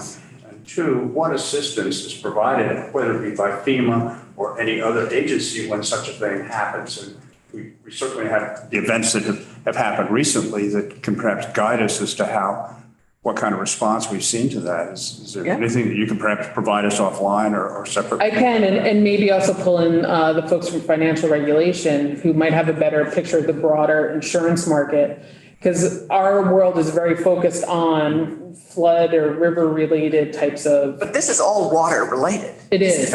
These would not have happened if the land had not been totally saturated with water. Yeah, but it's a byproduct of flooding. It's a byproduct of too much rain coming too fast. So that should be being, all the byproducts of the water volume and damage need to be, I think, considered as we move forward. But FEMA is a federal program. Right. Having had several mudslides in my backyard, we're on our own. We dug a drainage swale and things are fine, but there's several areas of this state, and I've listened to the state river people explain it, that you have clay and then you have fine white, it's like quicksand on top, and then there's topsoil. And the clay doesn't absorb, and when that white sand it's not stable, it just comes down. Yeah. And it's a heavy rain. Spring is because it's frozen. They're not flood related, but there's areas that have erosion and mudslides just because of the geology of the land. I think we're hearing somewhere in ANR a need for an expert in this area to help communities at least mitigate. I'm sure you're hearing this too. So we probably don't have time to delve into it. We just let you make final remarks, but to come back and talk about landslides. Thank you, Chair. Yeah, and I believe that the geology department within A&R will probably be able to better speak to. I don't know if they have any sort of protocols in place. I know that in the past with buyouts, with river-related landslides, they've typically worked with emergency management to look at that, that landslide hazard. Yeah. So I can't speak to their protocols, but geology might be the ones to speak to. I was going to say, yeah, Ben Dion is a state geologist, and he would be, we've talked quite a bit as these landslides were happening during this event, because in order to do a FEMA buyout, I need a letter from him that clarifies the risk. Okay. So we are doing a bunch of buyouts that did have landslides during those events. Trying to figure out how to get this together. Okay, great. Well, thank you. I'm sure we'll have you back. It took, as you may remember, it took me a long time to find who's the person in charge of mapping. So we're grateful. You might not always be before our committee, but this was really helpful. I hope to have you back. Yeah. So our state climatologist has joined us. It sounds like she's okay being in the background until we get down to her testimony. And if we end up going over, we'll just make sure there's a half an hour for people to get lunch. You're welcome. I guess now it probably makes sense to go sit, elsewhere unless you want to join us. There's a lot of chairs. But thank you. Thank you so much. And Doug, pop off whenever you need to. So we're jumping around a little bit to the Vermont Youth Conservation Corps and Breck Noft, because he has an obligation later in the day. But I think, our committee's other major charge that's related to housing and all these other issues is workforce. And none of this happens without a workforce in the state. BYCC and the Serve, Learn, and Earn program have been great partners on that front. And it sounds from our conversations like Breck was able to hear more about the Civilian Climate Corps that's finally rolling out at the federal level. So I wanted us to have an update on that, because we need to marshal a lot of people as quickly as we can for resilience workforce. Thank you, Breck, for being here. I'm Breck Noft, Executive Director of Vermont Youth Conservation Corps. BYCC is a founding partner of the Serve, Learn, Earn Coalition, and we are really dedicated to strengthening Vermont's workforce through paid service and training experiences. That Serve, Learn, Earn note, led by Kate Buckman, who is Serve, Learn, Earn Director. That position starting March. Thank you for fitting in a workforce development conversation in the midst of resiliency. The two are obviously intertwined. We do have other places we need to be later today, so we really appreciate the flexibility, as well as the invitation to come in and talk. As Senator Ron Hinsdale said, I was able to go to Washington, D.C. shortly after the American Climate Corps Initiative was announced by the Biden administration. I met with other Corps leaders, federal partners, and really learned a lot more about just what is the American Climate Corps and what isn't the American Climate Corps. Specifically met with two representatives from the White House, Yasmin Shaheen McConnell, who's the Senior Advisor for Strategic Partnerships at AmeriCorps, and Maggie Thomas, who's the Chief of Staff of Domestic Climate Policy. And they're very much on the front lines, as it were, for this new initiative. So I thought I could share a little bit about what it is, what it isn't, and then what it could look like here in Vermont. Starting with the big picture, it's just fantastic that the Biden administration is promoting and elevating the power of paid service experiences. That's in the way that they're trying to do that in a way that aligns with climate workforce initiatives is really smart. And I think it's a tremendous opportunity for conservation corps as well as workforce development initiatives more broadly. Some basic facts. It's helpful to think about the ACC. Of course, it's a new government initiative, so it has a new acronym. It's Actually a simple one. right. Yeah, fair enough. I can remember that. ACC. It's an initiative that's focused on people, projects, and pathways. And So I can elaborate here a little bit. They are imagining that participants will really be all Americans. There's a high priority on making sure that paid services experiences are accessible. They are explicit in the way that they want to support and include communities that traditionally haven't been part of paid service experiences. The projects will focus, big picture, on climate resiliency and clean energy. So think solar panel installations, think weatherization, think pulling invasive species, think flood resilience. And the pathways element is the workforce development initiative. Our country really needs to increase the number of young adults who are trained to enter what we'll call the green workforce or the green economy workforce. And so that's the People Project pathways. It's also important to note that there's no new funding for this. This was executive action. It was not legislation.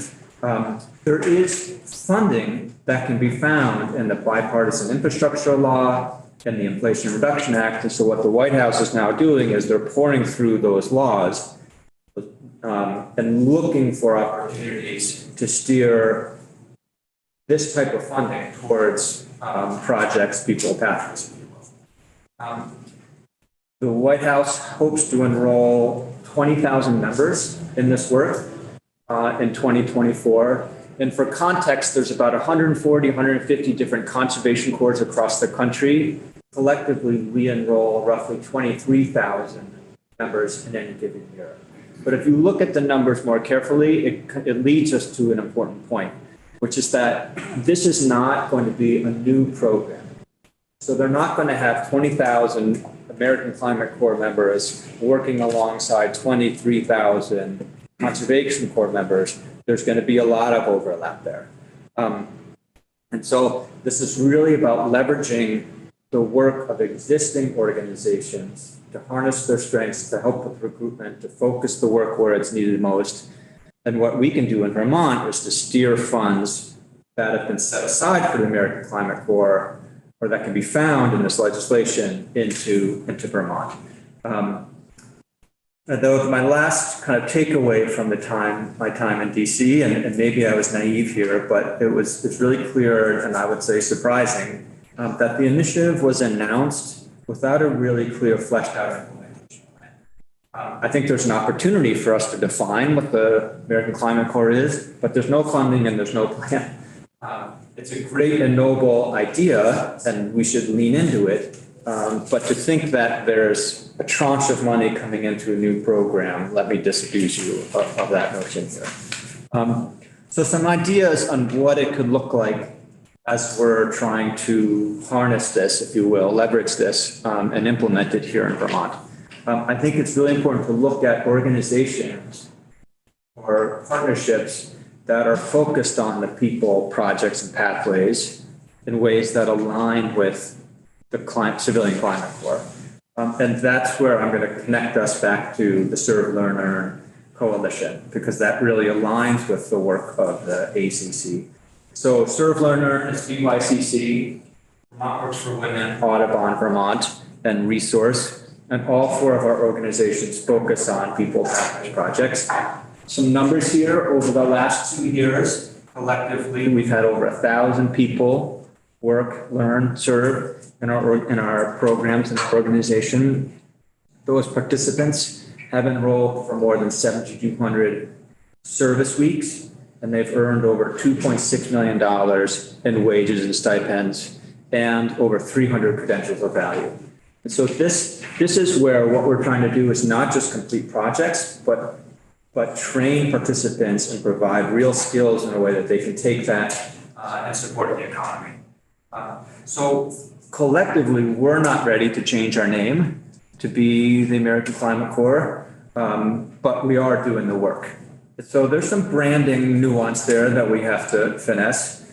As Serve, Learn, Earn really, and others, because I think others are doing this work, but as Serve, Learn, Earn really tries to think through what are the key points that are important as we're in conversation, you all are thinking about workforce development initiatives and how we can support that across the state.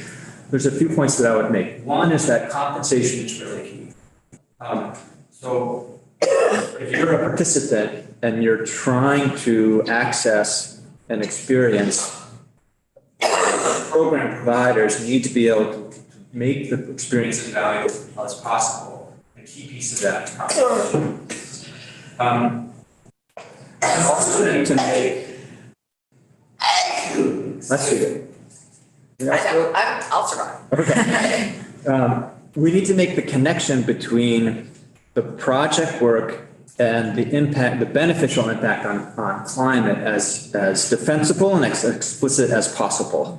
And I think this is really a leading issue for young adults. And if they feel like we're greenwashing, that's going to be counterproductive. It has to be authentic and we have to do that with integrity.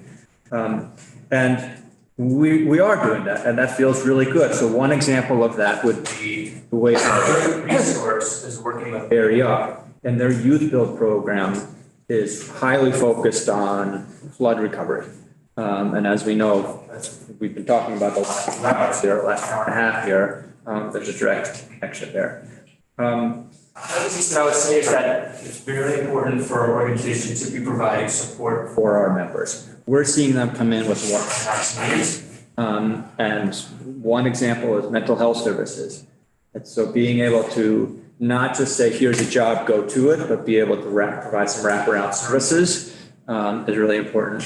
And then the last one is we have to make sure that the experience isn't just a finite window of time for a participant, but we're actually supporting them after they leave our organizations and connecting them to the prospective employers. So there's a whole ecosystem that we're trying to build here. People are probably sick of me saying that Vermont is program rich, but system poor. But I think that's very true. And I don't think, one of the things that Serve Learner is doing is building that system that connects the participants to the employers. So all those program elements are key, and I think they're very helpful for our recruitment efforts. They also represent costs above and beyond traditional running of programs, if you will.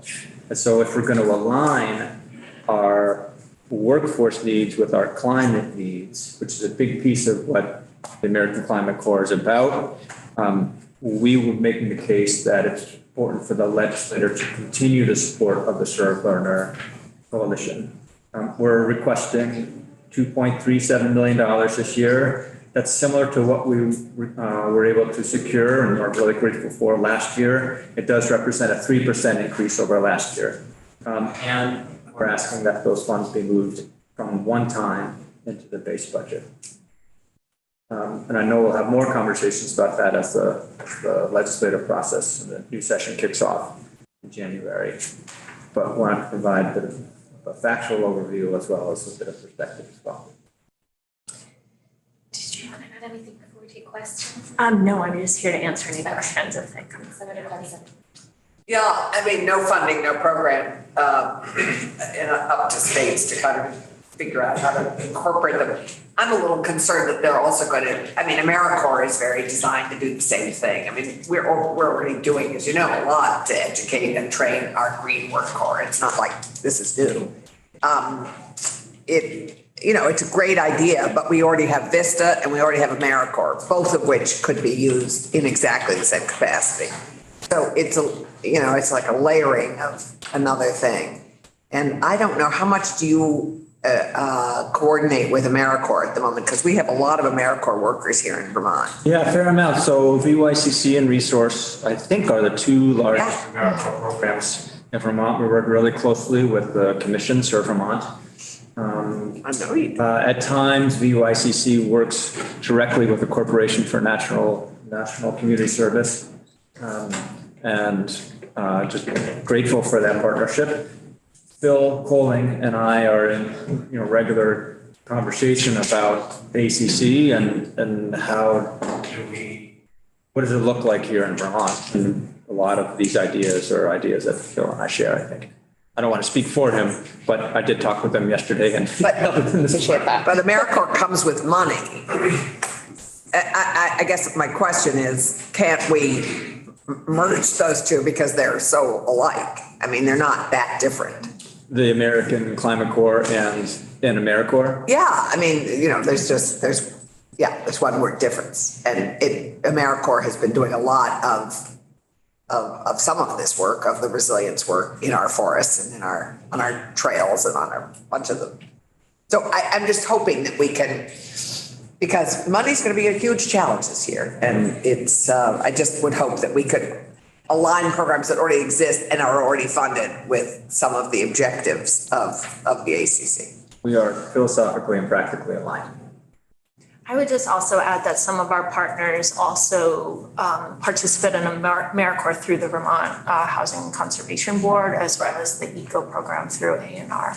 And we actually had a recent conversation with Secretary Moore about that program and about having a deeper relationship with Serve Learner and to expand that, because that's a small AmeriCorps program, and she sees a lot of alignment between what those folks are doing and what's happening with Serve Learner. And so one of our efforts this year is a deeper partnership with A&R, and we're already talking about ways to get that done. AmeriCorps is one of those elements. And is there a resilience corps? I know there's one in Maine. Well, that's, I think, this one. I would say we are. Okay. Different names Right. for the same thing. I think maybe what we're saying is the name does matter, by the time session comes around, just to have a bigger tent even that Serve, Learn, and Earn, but have all the partners at the table with at least a cohesive name for us to fund that we know is serving any climate related work. Yeah, and some of it, yeah, anyway. Senator Harrison, did you? I have a bunch, but I'm just trying to think. I don't want to ask a million questions. Is the program increasing in participation, and are you getting more applications than you got previously? This past year, we had a 12% increase in the number of folks that we worked with, but a 44% increase in the number of service weeks or the weeks of engagement. And so what we're seeing both more people and longer engagement, which we think translates, or we know translates into a deeper experience and more skill building. And is the longer engagement their choice? It could be that they're choosing a longer position. It could also be that they're choosing multiple positions, and so or experiences. And so one of the things that we think is a really powerful part of Serve Learner is pathways between our experiences, whether that's meaning like increased responsibility, increased certification, or skill development, or just different experiences too. And we see that a lot of times moving from our youth and young adult focused programs into more adult, more traditional perhaps workforce development. So we hear you on the base budget funding, so reasonable request. Let's say we can't get quite there. We've talked in the past about funds that may be related to housing, to give people stipends for housing. Just any creative thoughts you can bring us by January about ways that we can use other pots of money or ARPA dollars or one-time funds to pad people's compensation, because we know it's so meager, and at least, figure out that budget request. And to align, and this is where SOCWED, the workforce coordination needs to happen, and do some marrying of Did you things. say SOCWED? Yeah, that's our special oversight committee on workforce expansion and development, which is coming to an end, but about to recommend oversight over all workforce coordination. And one of the things that would really be great to coordinate is a program near and dear to our hearts, which is the 15 million sent to the CTEs for home construction or home building, tied into some of the work you're doing. And maybe we can be getting those things to coordinate to accomplish all the things we want to do, which is build more resilient housing in the right places and with green technology. I mean, it can be all coordinated in a brilliant fashion. We hope. We hope. Just tiny, Yes, just to follow up on that, I'm serving on the mobile home task force, and we're learning a lot about new technologies in modular homes. So I don't know if you provide housing for the folks, but zero emissions housing could be something that they want to live in, and they can help build or evaluate too. It's in the research and development phase. We're thinking hard about that. Okay, Yeah. great. Appreciate it. Yeah, thanks. It's exciting. It is. It is. Thank you. And I have to believe there is money at the federal level. So much of what they're trying to put out through IRA and others is helping individuals access renewable energy, weatherization and more infrastructure. So if you need any coordination or you're not able to reach someone in state government, let us know so that we can stay on top of that. Okay, thank you. Thank you. Ben Green.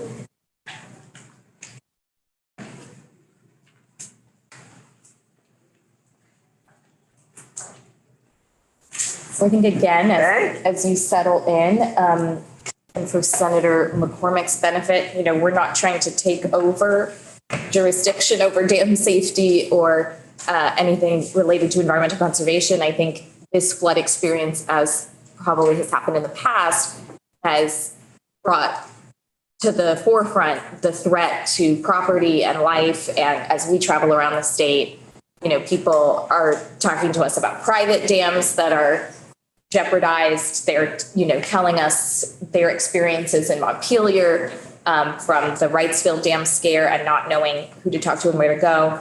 So at some point, these climate resilience issues become all of our job and very interrelated. So we wanted to make sure we're fluent or, conversational in what you do, and we appreciate you being here. Thank you.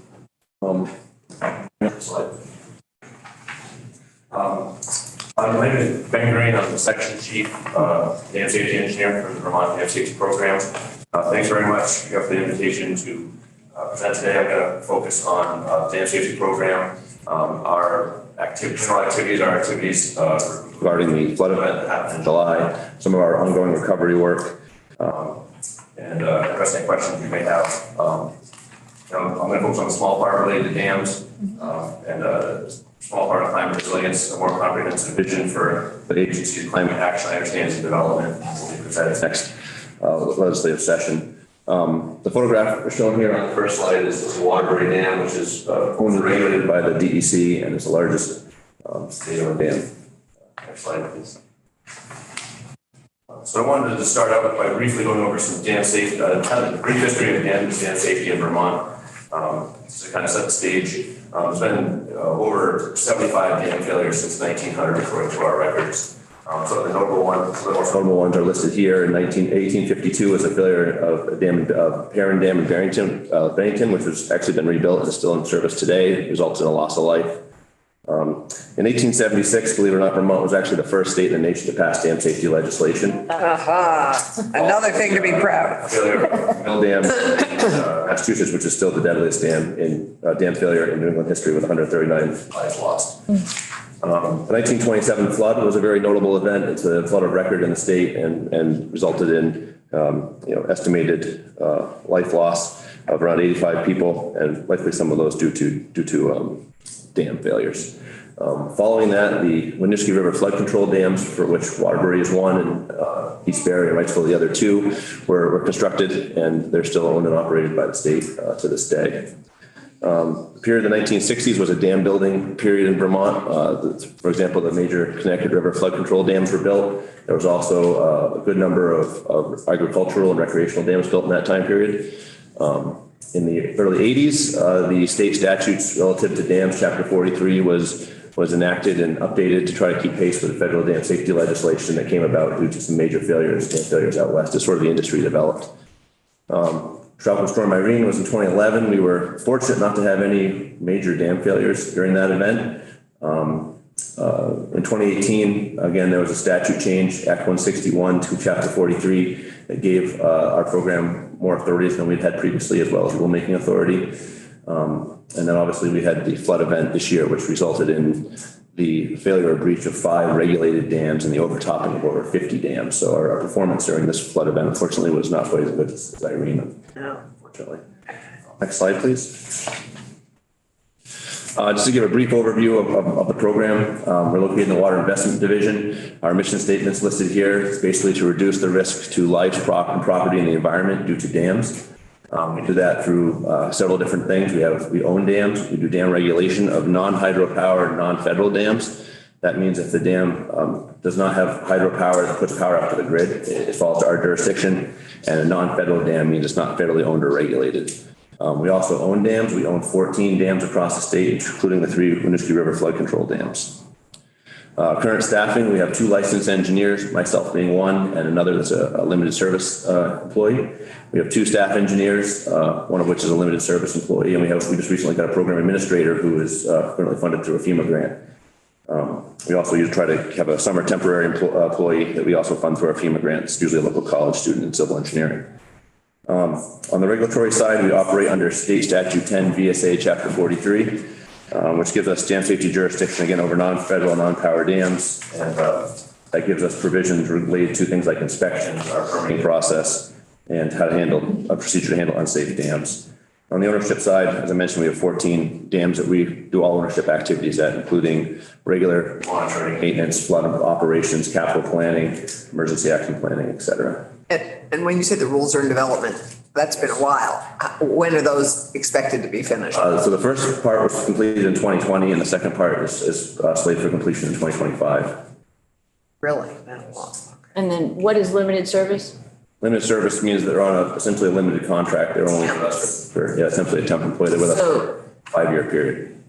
This is our. Are they full-time? They're full-time while they're here now, but they have an end date that they.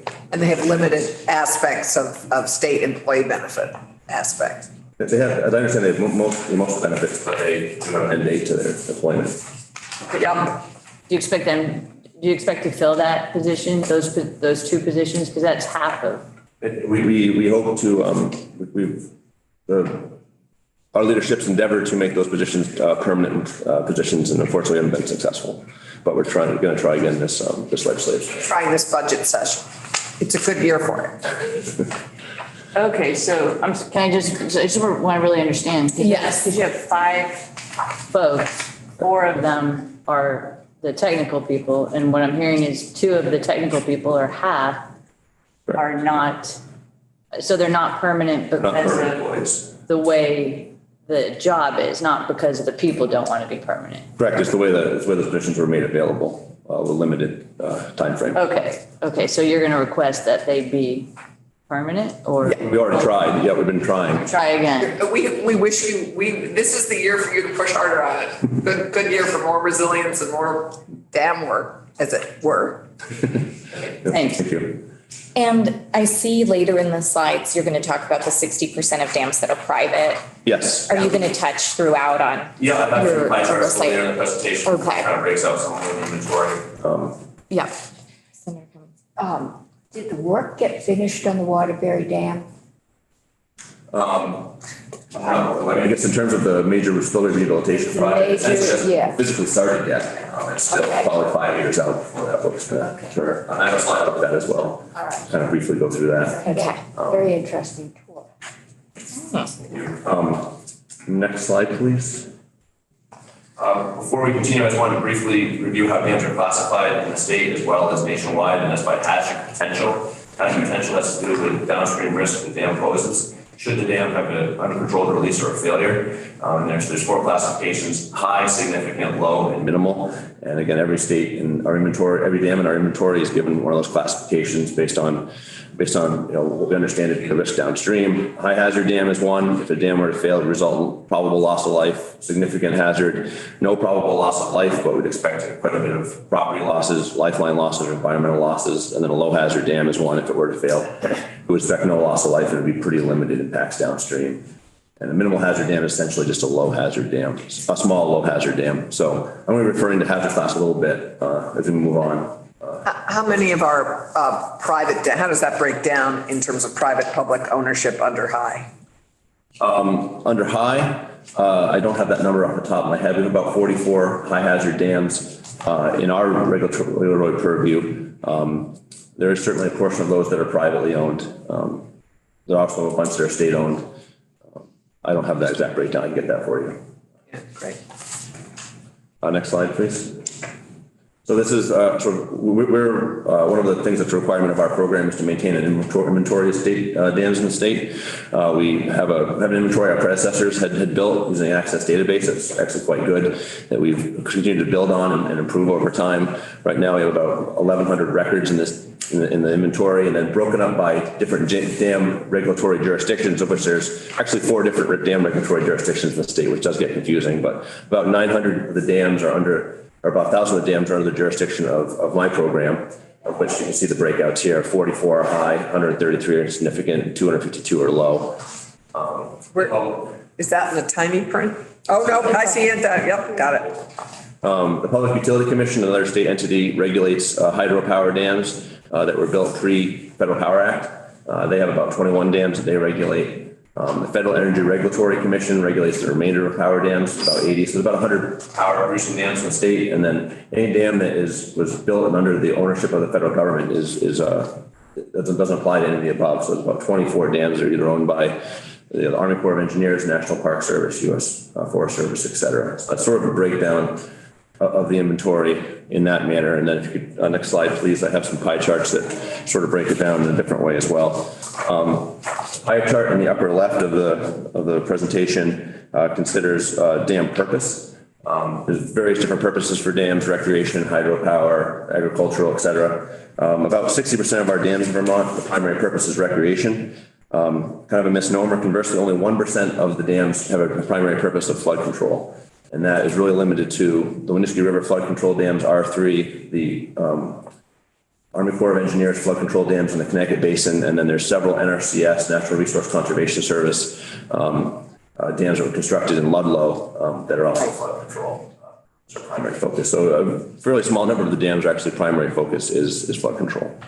We did want to make sure to talk about Ludlow and these private dams, because that's, a consideration just to worry about. Well, the one dam that just continues to do its work is actually the Springfield, the one in that's, I think, technically Weathersfield. But Springfield Reservoir? Oh my God, it's done such yeoman work. It's protected Springfield. Oh, the Army Corps flood. Yeah, the Army Corps of Engineers one. It's fabulous. But that was built for flood protection.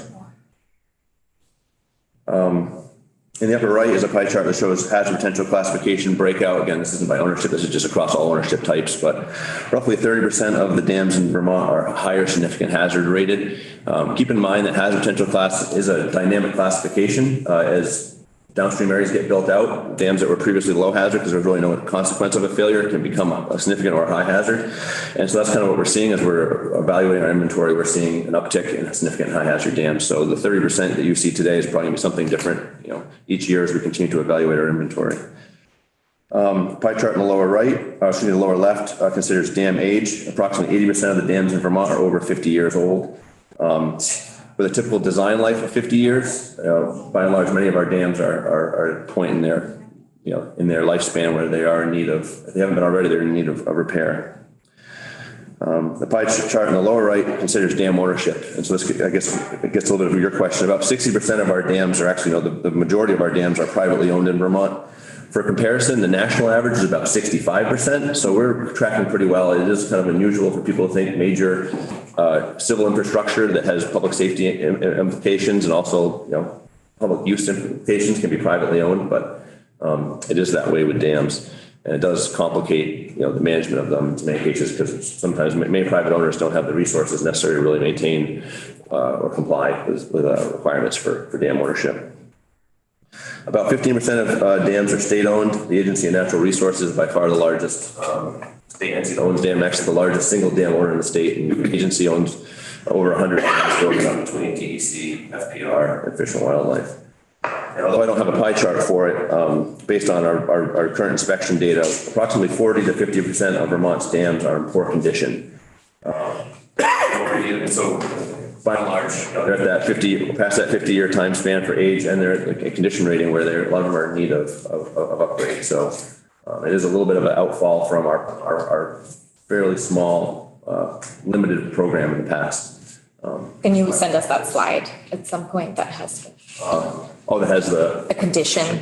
sure, yep. So just to, so 40%? 40 to 50% of dams, again, so when I speak about dams, I'm leaving off the federal dams, I'm leaving off the hydropower dams. We don't get condition data on those. We only have jurisdiction over the non-hydropower, non-federal, but that is roughly the 1,000. That is the biggest cross-section of Yeah, dams. the vast majority. So 40% of the state-managed dams Or are, state-regulated dams. State-regulated That includes both dams. state-owned and privately owned and municipally owned dams. are in poor condition. Okay, that's It's a high number. worthy of note. Oh, it's huge. I mean- It's been an issue for, quite a while. Having served on Waste and Maintenance, this is not a new issue. And I just need to be reminded, what is our ability to make those improvements? I mean, Compel owners to make improvements. Historically, we didn't have that authority. The 2018 Act 160 We have it. for the first time gave that authority. And we've started to exercise it, although the second part of the rule being in place, it really needed to have that take full effect. But historically, even things like our inspection program is voluntary. So dam owners could simply not give us access to the property. And we could no longer. Well, technically, the property access thing still exists. We still cannot access property without permission. And so there's a process we can go through to either compel them to give us a report by an engineer or go through a court to try to get access. And that's in the rule that we're expecting in 2025? Some of these things that we've long wanted in terms of jurisdiction or ability to actually impact. Correct. Yeah, we started to exercise in many of the unsatisfactory condition rating cases. We've started to establish timelines with owners and compel them to make improvements. We haven't extended it to all facets of the rule because, again, the technical standards still in development. So it's sort of hard to point to what we're standing on to make those determinations. But the true public safety cases and post-flood events, there were dams where we worked with owners and we put timeframes on them to compel them to take risk reduction measures and put things in place. And we're still working through those. Right. Senator Brock. Are there dams that you're aware of that are in poor condition that represent a likely loss of life in the event of a failure? And if so, how many of them are there and what do you do about them? Yeah, so there's putting state dams aside, there's 7 privately or municipally owned dams that are high hazard, that are in poor condition. We obtained a FEMA grant through the High Hazard Potential Dam program to do a risk assessment of those 7 dams. It's a requirement of the grant to obtain future funding. It has the outfall benefit of also it's allowing us to rank those 7 dams by risk. Is due to be complete in December. It'll be hugely helpful. Again, it will allow any of those 7 owners to be able to apply for FEMA with a 35% cost share to address issues at their dams, and also allows us to best understand which of those 7 truly is the highest risk. That's in the works, and hopefully. Do you have any feeling, though, whether or not any of them represent an imminent risk to life? Imminent risk? No, we wouldn't be sitting here today if there was an imminent risk to any dam in the state. I'd be there. There's poor condition is certainly nothing that is not a desirable condition to be in. But it's not one where we take immediate action. Quite often it's related to a particular loading condition at the dam or a facet of the dam that's not presented under everyday loading conditions, so it's not an imminent threat. But we are concerned particularly about flood events or the kinds of events that we had in July that are not normal events. So in the event that we have other storms like we had in July, is it likely that any of these high-risk dams might fail? There's always a chance. Certainly those 7 would be of our greatest concern, and that's what we looked first. Thankfully, those 7 actually performed reasonably well during the most recent flood event. Of the 5 failures we had 2 significant hazard dams that failed and 3 low hazard dams. We didn't have any high hazard dams that failed. We sort of, given the limited capacity that we have, we do try to focus on the high hazard dams first, the significant next, and things maybe fall a little bit when it gets to the low and minimal hazard. Certainly the minimal hazards quite a bit because we just don't have the capacity to worry about that end of the scale, since again, our mission is dam safety. So that's how we approach it. You talked about public have any awareness particularly those people who might be harmed by the failure of a dam of this type. Is there any means to notify or let the public be aware that they are possibly at risk? Yes, there's so this is a requirement that's coming into the new rule, and many of these documents are already in place from past funding opportunities that we had, but high hazard dams and significant hazard dams will be required to have an emergency action plan. And again, many of these plans are already in place for high hazard dams, significant, a little bit less so, but we are trying to get caught up. But basically, these are plans that identify, should the dam break, here's the amount of water we'd expect to flow and where it would flow, and what travel times and flood depths and flood velocities could be. And that's typically shared with local emergency management, so they can be aware of where those risks are. Again, that's not been we haven't historically had the authority to compel emergency action planning. So while we do have many plans in place, there's still work to be done. And that's definitely one of the best bang for the buck risk reduction measures that can be done, is to have up-to-date emergency action plans for dams. I'm just particularly concerned as to whether or not we have a major storm or flood event in progress. Is anybody tasked with ensuring that people who are specifically at risk because of a dam failure like this, it could be life-threatening, alerted to it? How does that perhaps happen? And that may be a question for emergency management. Yeah, this is sort of where dam safety, emergency management, and local emergency management sort of all collide, as well as the dam owner. Ultimately, the dam owner is responsible for their dam. They're responsible for monitoring the dam during the flood event, and they're responsible for utilizing the emergency action plan if one exists. To notify emergency management officials of the potential need to evacuate or of an adverse condition at the dam. Ultimately, the way that emergency is ultimately handled, as I understand, is actually the responsibility of the local emergency manager. And so certainly there's an opportunity for more collaboration and improvement in that area. Something that we're certainly working towards, to hopefully have standardized emergency action plans by different hazard potential classification, have a library of them that's publicly available. Right now, these are things that don't entirely exist. There's bits and pieces of it available. We actually spent a good amount of our time during the flood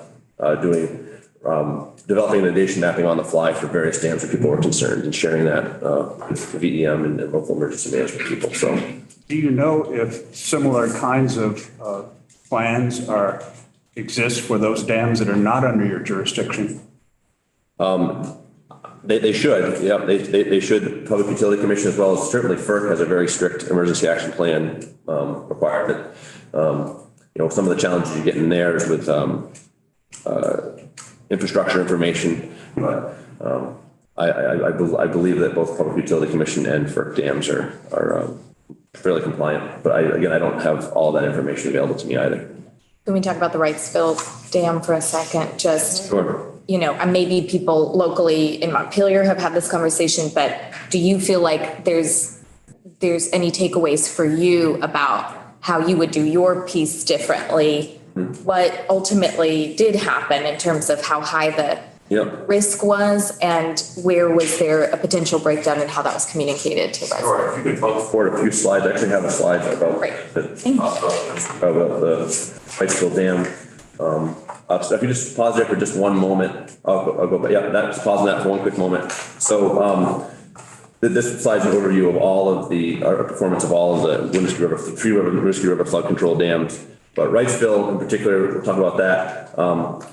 The flood resulted in the water level rising from the normal level up to within 10 inches of our auxiliary spillway. That's the pool of record for that facility. And there's an image of it there to the right. Meaning it's the highest. The highest water we've ever gotten since the facility was in construction. There's one more slide. This one's all about Wrightsville. So this image, hopefully you can see it, is a cross-sectional view cut through the dam from upstream to downstream. On the left side of the image is the reservoir. On the right side is the downstream side. So the way this reservoir is designed to work, it's a self-regulating flood control facility. In the upstream side on the left, there's an inlet structure where water flows in. There's a tunnel that extends through the foundation of the dam that water exits the dam. And that's how normal flows are handled. And the water is normally kept at that level of that intake structure. From the intake structure at elevation 635 up to the auxiliary spillway, Yeah, that's helpful if he's. I am completely lost. It's a 50-foot band from elevation 635 to 685, a 50-foot vertical band. That's our flood storage band in this facility. Okay. So so basically the way this is designed to work is that a normal flow of water comes in the auxiliary spillway out the tunnel, and the water level stays fairly normal and consistent. During a flood event, as inflows pick up, the capacity of this tunnel is fairly fixed. So once we reach the capacity of the tunnel, we start to store water. Right. 50-foot storage band. And then once we get to the 50-foot storage band, we have an auxiliary spillway that's still 30 feet from the dam crest. That's designed, once the flood storage is full, to start passing water around the dam. At that point, it's about flood storage is no longer occurring in its entirety. It's about not having the dam have a dam safety emergency. And that was sort of the situation we were in. Was that we were 10 inches below the auxiliary spillway, so our flood storage was essentially all used up.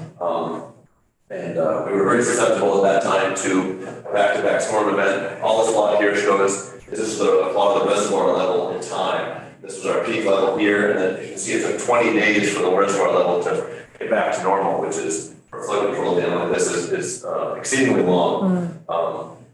So those were the main issues that we were having. We were very concerned we were going to spill it over the spillway, where a few feet of flow over the spillway would result in non-dam failure consequences downstream, where basically the dam's not just going to fail, but we're discharging more water downstream than historically people are used to seeing. So it's going to cause some flooding of properties in the north branch between Wrightsville Dam and Seven. So Ben, where does the auxiliary spillway spill into? It spills back into the north branch. Oh, into the river itself. So you don't have any land to mitigate around it? No. Okay, so essentially, once it activates or starts to flow over, that water will flow down a 1,000-foot long channel and eventually back into the river and essentially be a steady state, just go outside situation where, again, the developments occur in the north branch from the dam down to Montpelier. Is sort of used to the performance of the flood tunnel, which has a fixed capacity, and so the water gets so high, it never gets higher. And in this case, if we overtop this, the water would have been higher than that, and we would have resulted in flooding out some homes and properties due to this application. Senator Cummings. No, I think the panic started when somebody in the city used the word breach. And to me, breach means it comes over the top. I went out and I looked at the dam, and I had to look down a long way before I could see water. The reservoir was up to the road and through the woods, but it's been that high before. But I think it was the word breach that really set people off, and the fact that, well, if it does, there'll be this big wave of water, and go to your second floor was the email from the city. Right. Not particularly helpful. And again, I think points to the need for an evacuation plan. When the Waterbury Dam was drained and redone, I think it was 10 feet of water within 3 minutes in downtown Waterbury. I mean, it was a really terrifying event.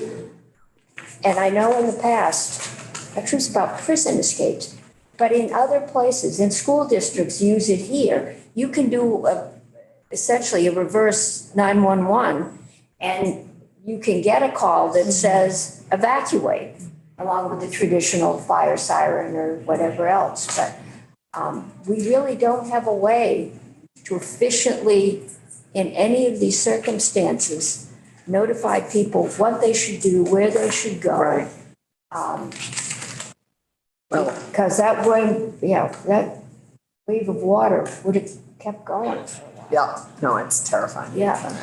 Right, so I think to piggyback on that and turn it into a question, was there a point, I mean, I know then roads were unavailable and people might not have been able to get somewhere else downtown to a higher building, but was there a point where otherwise there would have been an evacuation notice before it got to that level, because it still would result in some flooding, maybe not?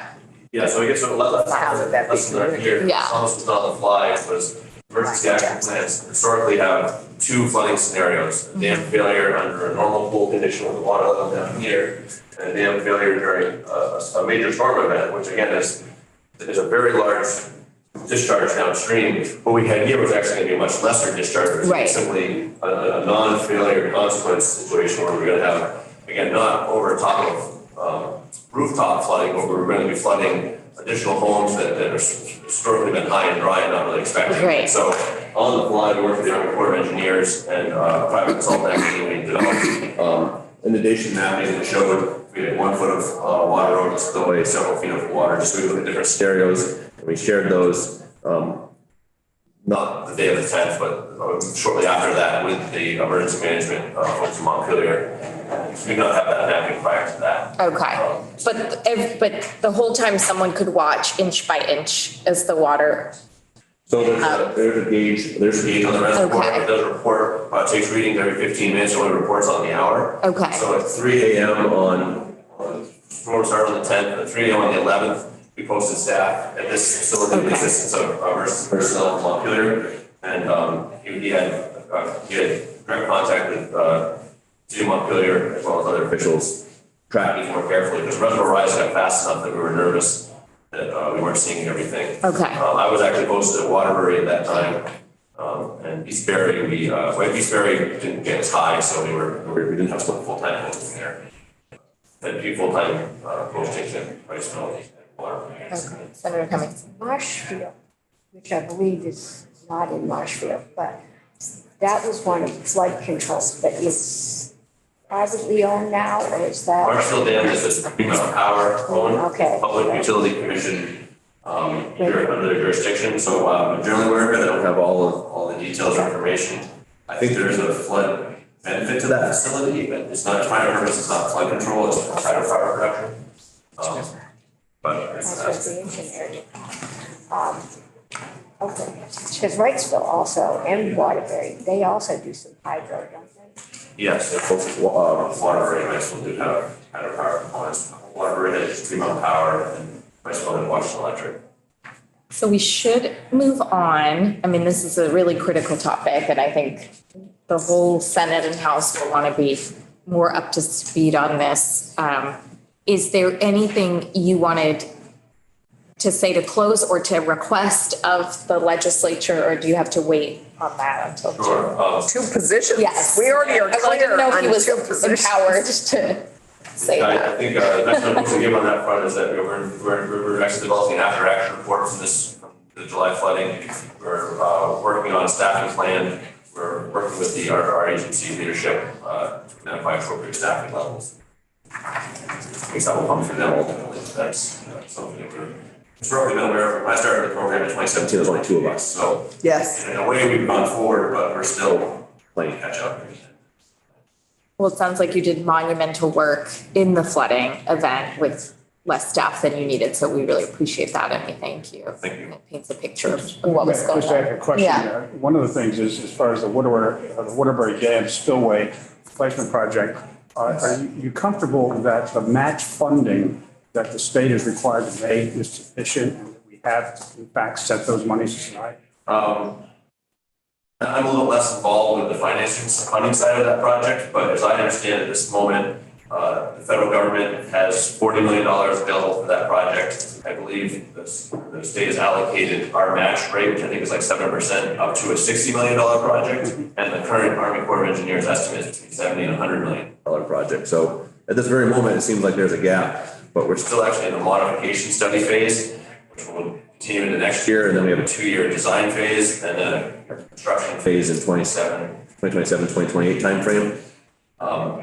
So we're still a ways out and there's still more refinement that's going to come. So of course, the longer you wait on anything, costs just don't go down, but that's sort of the update on sort of where funding is and the project is at the moment. Thank you so much again. Thank you. Oh, Ben, this is great.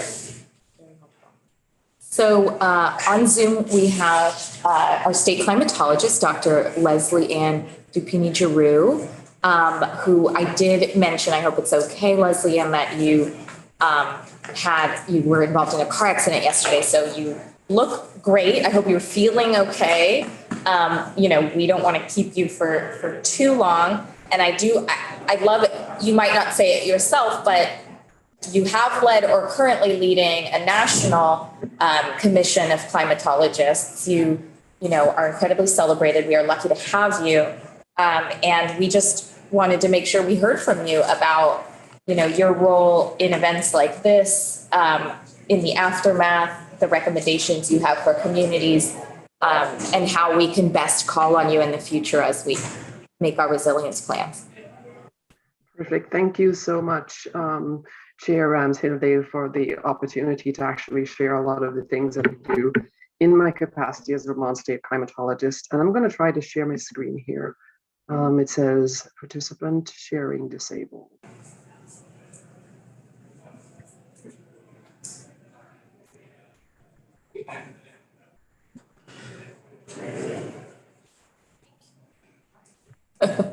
It's taken two of us.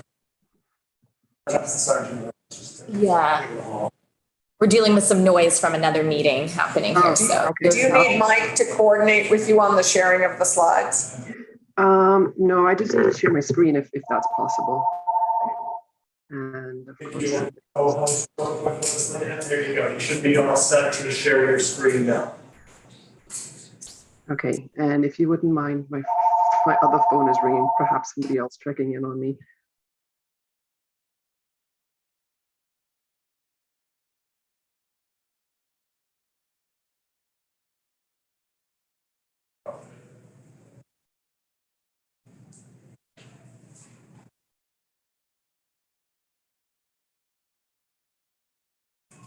So that's why I didn't mind that. I know, but that's such a nice noise compared to all the. Are you seeing my screen now? We are, and the pencil. Okay. Well, this is all about lessons learned, right? Yes. So we're going to take you back to school here. Okay, thank you so much for this opportunity to share a lot of what I do as a state climatologist.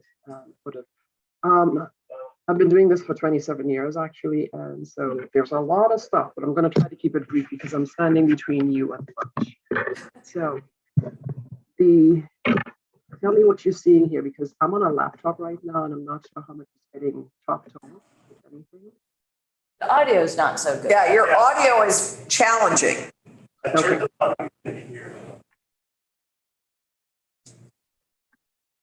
I'm going to turn my my video. Oh, that's better. That did help, okay. Yeah. Perfect, okay.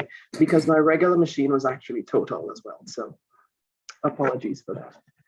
So I'm going to share with you a lot of the things that I've been doing, and as the chair said, bringing a lot of federal resources, federal thinking, things that are coming down the pike to bear on the state of Vermont, and then actually taking it back in the other direction as well. So it's a multi-directional piece in here. So I'm a professor of climatology at UVM, and I've been there for the last 27 years. I'm the state climatologist, and that is a role that is a function of having been appointed in relation to the national NOAA folks with the provost office at UVM. And so part of being state climatologist means that I'm federally credentialed to provide research, education, outreach, services, answer questions from all Vermonters and beyond in terms of what do we need in weather, climate change, how are things changing, what about past events and so forth, to bring it to bear so that we can actually do some lessons learned and pre-stage based on those lessons learned. And so I was fortunate to have been invited to the White House in March of this year for a forum that they were doing on climate change, particularly at the campus level, but also the community level. And so they asked me to talk about providing services to Vermont and beyond. And so I came up with this diagram here, which shows folks like myself, state climatologists, as being in the center and being trusted brokers who do a lot of listening and creating partnerships and working with our students and working directly with folks in our state who have specific needs, and using those needs to actually help to understand and explain questions. And so One of the challenges, I'm going to come back to this in a little bit, is a challenge of scale. We are a small state, we are a rural state, and so that sets up capacity issues in terms of both resources, but also peoples. And what I do in my role as a portal is to actually take those questions, like all of the questions that we've been hearing this morning, and match them up with the things that are either models or data, processes or visualizations or best practices that are coming down from the national level in this bi-directional manner. So I'm going to focus my remarks on two examples. I can do more, but for the interest of time, I'm going to focus them on two examples. One is, of course, Act 153, which stood up the Vermont Climate Council, and I am the House appointee with expertise in climate change science. Very privileged to serve in that position, having been just reappointed to that. And so part of working through what that means was the creation of the Vermont Climate Action Plan, which was adopted on the 1st of December 2021. So the plan is online today, and part of what my biggest contribution was in that particular space was to lead the writing of what does climate change in Vermont look like? And so to do that, I pull a lot of federal resources, I pull a lot of Vermont resources, a lot of my own research, a lot of the research of my colleague, Dr. Jason Schaefer, who used to be at Linden State and is now at Disaster Tech. And so as we're looking at what climate change looks like in Vermont, making sure that we're taking an all hazards, all systems approach to this, and looking at things like extreme heat, looking at things like heavy precipitation, which could lead to flooding, looking at drought, for example, looking at wet snowfall, looking at ice storms, and all of these things that affect us, both our lives, but also our property and so forth. So if there's one slide or one image that I want you to sort of hold on to, it's this one here, because it gives us that very, very visual sense of what are the things that we need to kind of keep front in mind as we look at hazards in Vermont, as we look at trying to be more resilient to those in here. So something that we've seen this year, we've seen it a number of times over the last few years, is a condition called a backward spring. And what that means is, you know, the temperatures are starting to warm up in April or May, and then all of a sudden it's like somebody turned off the supply and we'd go back into really cold and frigid conditions. There might be frost and so forth. And so that sets up another set of challenges. For example, we saw this again this year in 2023, when we had this massive frost and a lot of the apple crops were affected as a result. So it's something that is with us, and we need to sort of think about it and know what we're going to contribute resources to, because we're seeing a few more of these. If you think back to Mother's Day in the last few years, and we remember having snow on Mother's Day, it's all part of this notion of what a backward spring looks at. So we went from a backward spring this year to looking at wildfires, right? So wildfires were the next big story of this year. And this image is actually from exactly a week after the floods that we're talking about today. So again, it sort of gives us this reason to make sure that we have all of the hazards that are affecting us, not just here in the state, but also across New England, because Vermont is part of New England, and weather and climate do not stop at the border. And so how do we make sure that we're looking at all of these pieces, because we have this sort of going between one and the other, and it's not a sole focus on a particular hazard. So Irene has come up a number of times this morning. Irene became the flood of record for the southern part of the state. I know Ben was just talking about the flood of record, which is 1927, which continues to be the flood of record for the northern part of the state. And Irene, with the 8+ inches that fell in the southern part of the state, actually replaced 27 as being a flood of record in the south. And so you're looking at these images and thinking about, what did we do differently? What did we do in terms of infrastructure? What did we do in terms of helping to protect our businesses? This was an unfortunate image that we saw again this year with the massive loss of agricultural produce. As soon as it receives floodwaters, it has to be taken out. And so that's one thing that we're looking at in terms of, again, trying to be a little bit more resilient. So this image here is from the 10th of July this year. So I'm not sure if you've seen this before. But this is Irene. Looking at where the flooding was sort of concentrated in the central part of the Vermont, you're noticing that the clouds just stayed and stayed and stayed and rained and rained and rained. And the other thing that you're noticing is this is along the spine of the Green Mountain, critically important for us here in the state of geography here. So make sure that we talk about droughts at the same time, because one thing that we know in Vermont is that we can go from a flood to a drought in a couple of days.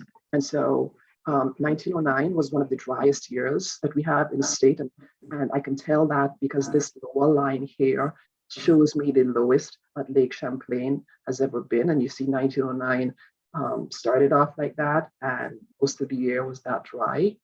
1927 was actually another dry year. And then we received so much rain in 2 to 3 days. It was like over 200% of rain in 2 to 3 days that we went from being in a drought to actually being in a flood.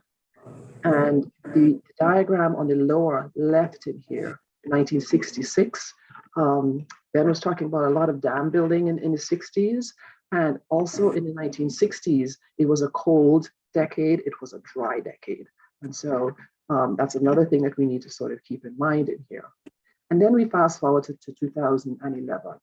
And the upper line here shows you the highest that Lake Champlain has been. And so in May, the May floods were part of setting a new record.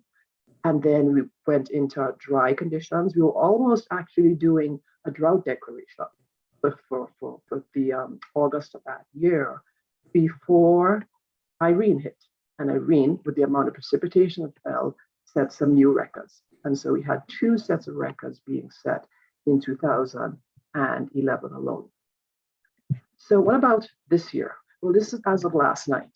And as you're looking at this, you're seeing, now that you know the lines that you're looking at, you're seeing, oh my goodness, we set a couple more records this year alone. So this first one is related to that first wave that moved down the Winooski and set some new records.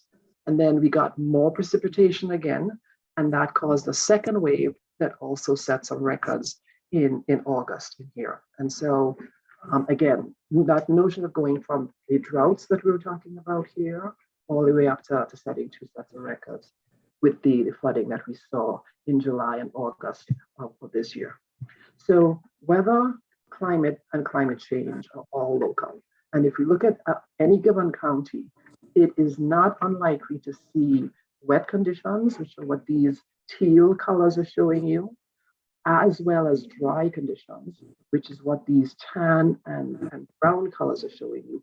You can see it in the same county at the same time. So when we think about pre-staging and being resilient, it has to be at the community level, it has to be at the town and municipality level, because if we do it at the county level, there's a lot of variation across an entire county, and we may miss being able to be of service to some folks, some towns, some Buell, some Gores, if we try to do everything at the county level, meaning sort of drill on down to the smallest scale possible to actually be assistance. So part of what I have gotten into thinking about over the last decade or so is vulnerability. We're thinking about climate resilience here. We're thinking about what is vulnerable, where is vulnerable, but also importantly, who is vulnerable. And so as we think about the culture of our state, we're looking at this not just from one person or one people's perspective, but we need to think about it from a linguistic perspective. Are we providing resources? I think there was a question in the last speaker's comments about who's getting the information and are they receiving it so they can use it? And so part of that is, are we providing information in all of the languages that are spoken across Vermont? Are we also being sensitive to differently abled peoples across Vermont, our housing insecure population? All of those are ways of thinking about who is vulnerable and who are we trying to make sure is resilient. So in being on the Vermont Climate Council and working on the Climate Action Plan, I created this diagram to help me sort of visualize all of the things that we were trying to address in the council. So I call it my do no harms diagram, and it centers equity, it centers ways of knowing, it centers getting information out in a visual form, in a way that is fair to all beings, whether they're living or non-living beings. It brings in all of the ways that we talk about our working and natural landscape. It thinks about what the governance structure is here in the state and how things like scale, whether it's people scale, resources scale, governance scale, can set up barriers actually to climate resilience. Are there places in Vermont that are more resilient than others? Can we learn from them? Should there be places that should not be developed, for example? And then from an equity perspective, we're thinking about using energy, we're thinking about the stability of the grid, especially when it comes to heat events, and all of those things that are working as we look at how our climate is changing. So it's not just precipitation, it's also heat, it's cold, it is air quality, it's our growing degree days, all of those pieces in here as we step through. So I'm going to just switch to the second thing I wanted to highlight, which is working with the town of Underhill. And Underhill, if you know, the western slopes of the Green Mountains, it's one of the largest producers of maple syrup across the state. And so very, very interested in carbon sequestration and what could be happening to our maple production. And so one of my classes was climatology and natural hazards. We actually worked with officials in the town of Underhill to help them to update their local hazard mitigation plan by bringing in elements of our changing climate.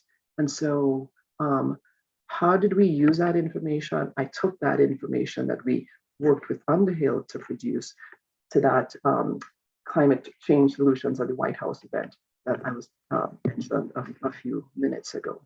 So it was a really, really messy process, which this is if you really get down into weeds, but you have to learn from it. And so there are a number of resources, including something called the Climate Resilience Toolkit, that allowed us to kind of dig in and ask, hey, where's vulnerable? Who's vulnerable? What do we need to think about from all of these various perspectives in here? And then layer on our preparation for climate change. And the final report was delivered to the town. It used all of the students' resources in there for them to actually sort of parse through. It was like over 70 pages long. And some of the takeaways from that particular partnership with the town of Underhill is things that I think would be important for us here at the state level, that pictures speak 1,000 words. And so if you have this in a system that allows folks to zoom in and zoom out and create one layer on top of another layer and see how things are acting together and where some of those pinch points are critically important. Earlier this morning, someone asked about geology, and that was something that we were able to bring into our work with Underhill, because thinking about mass wasting and landslides had not been something that was always fully appreciated. And so there's going to be a new focus on geologic concerns, factoring drought, factoring in air quality into how Underhill does its work on a day-to-day basis. And knowing that there are peoples in the town of Underhill who don't always receive communications, what are some of the ways in which we can make sure that all peoples are fully aware of what resources are available, but also warned in the case of an emergency as well. So those are some things that students brought to Underhill really, really well. So it was a great experience for them, but even more so, 2 of those students are actually working with Stephanie Smith, who also spoke this morning, to help with the creation of the 2023 state hazard mitigation plan that they're delivering to FEMA. And they were able to bring all of these experiences and learning that they did in my class to work through vulnerability, to add that to the plan itself. So I'm going to close with just a reminder that as a rural state, things work differently across this state in terms of resource allocation in terms of some of the actual logistics on the ground. And so that rurality was part of what was in the National Climate Assessment that the chair had mentioned. I was fortunate to be the lead author for the 4th National Climate Assessment, and looking at what's changing in rural states like Vermont. What seasons are now different, how peoples are being affected, what's going to happen with some of our tourism, street and so forth. Okay, and so some of those things are still critically important to us, even as the 5th National Climate Assessment is going to be released in the next few weeks or so. So just to give us a visual, modeling what I was talking about here, just to give us a little visual here and looking at where Underhill is in relation to the spine of the Green Mountains, in relation to the Banana Belt here in the Champlain Valley, and knowing that there is much variation, much variability, just getting from Burlington to Underhill. Visually, this is what it looks like on a satellite image. And so as we think about rivers next to a lot of our populated areas, the Browns River is the one that runs through the town of Underhill.